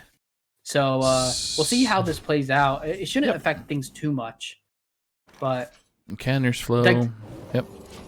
But like the Apexis Blast there would have cost 4, and that's a lot better than a 5 cost Apexis Blast. I'm sure there's some reasoning behind it in that you don't want the spell damage minion to stay alive. So it makes sense. Just gonna rip the AI as soon as he gets it. The Brain Freeze. Yep. I'm gonna rip the Brain Freeze. He's playing faster than my client can go. So everything's kind of lagging. So we got Lady Vosh coming down. I think we're gonna see some bird action. Wants to. I mean, it would guarantee it on the Vosh anyways, but the Imprisoned Phoenix as well coming out. Yep.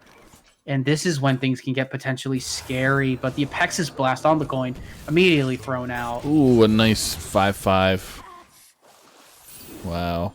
Taunt. Big 5/5 on the board. Finds the Priest of Anshe. Yeah, which I don't... It's going to be tough, so that Lightning Bolt's going right on that 5/5, I think.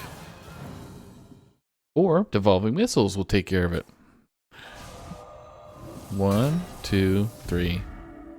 Oh, Okay, gets a Felfire Deadeye. nothing you can do. So the hero power will cost 1. Yep. Takes the dunk tank. Not gonna. I would doubt that the lightning bolt gets used here for anything except with the diligent note taker to try and duplicate it. So we got. How do you? Ring toss is ring toss is corruptible with a fireball, but I don't think that's what you want to use to corrupt it unless you're gonna send it face. Nope. He's gonna send a burn into the minion. That's Ooh, interesting. I would have rather seen it where the hero power and the trade goes in with the minion and you just burn face. Yeah, I think he's probably just trying to activate the ring toss faster, so it's 4. Oh sure. So I just would have rather seen it 100%. there'd be more damage to the face, where the minion and the hero power trades. Instead of just sending 6 damage into there.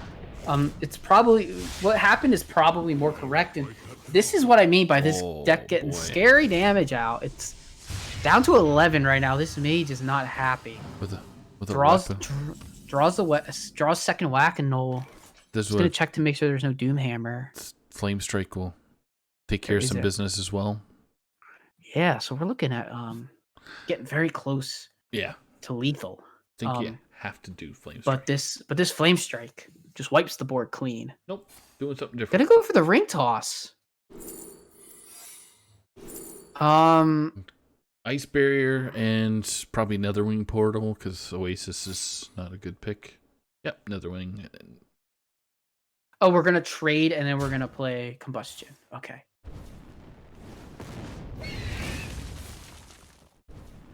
But right now we're looking at enough damage to end the game in a couple of turns. Whack-a-Mole comes out again. I think we want to play Whack-a-Mole, and I think you can threaten with Diligent. You can actually threaten with Diligent Note Taker here. We're gonna opt for the Totemic instead and going to remove the minion. There's your Strength Totem.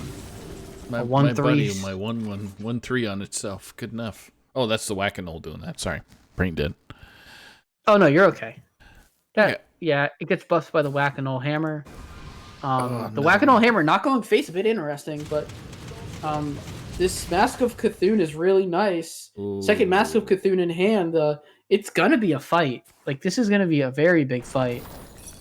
Secret He's trigger. gonna he wants to trigger the Netherwind. Gets the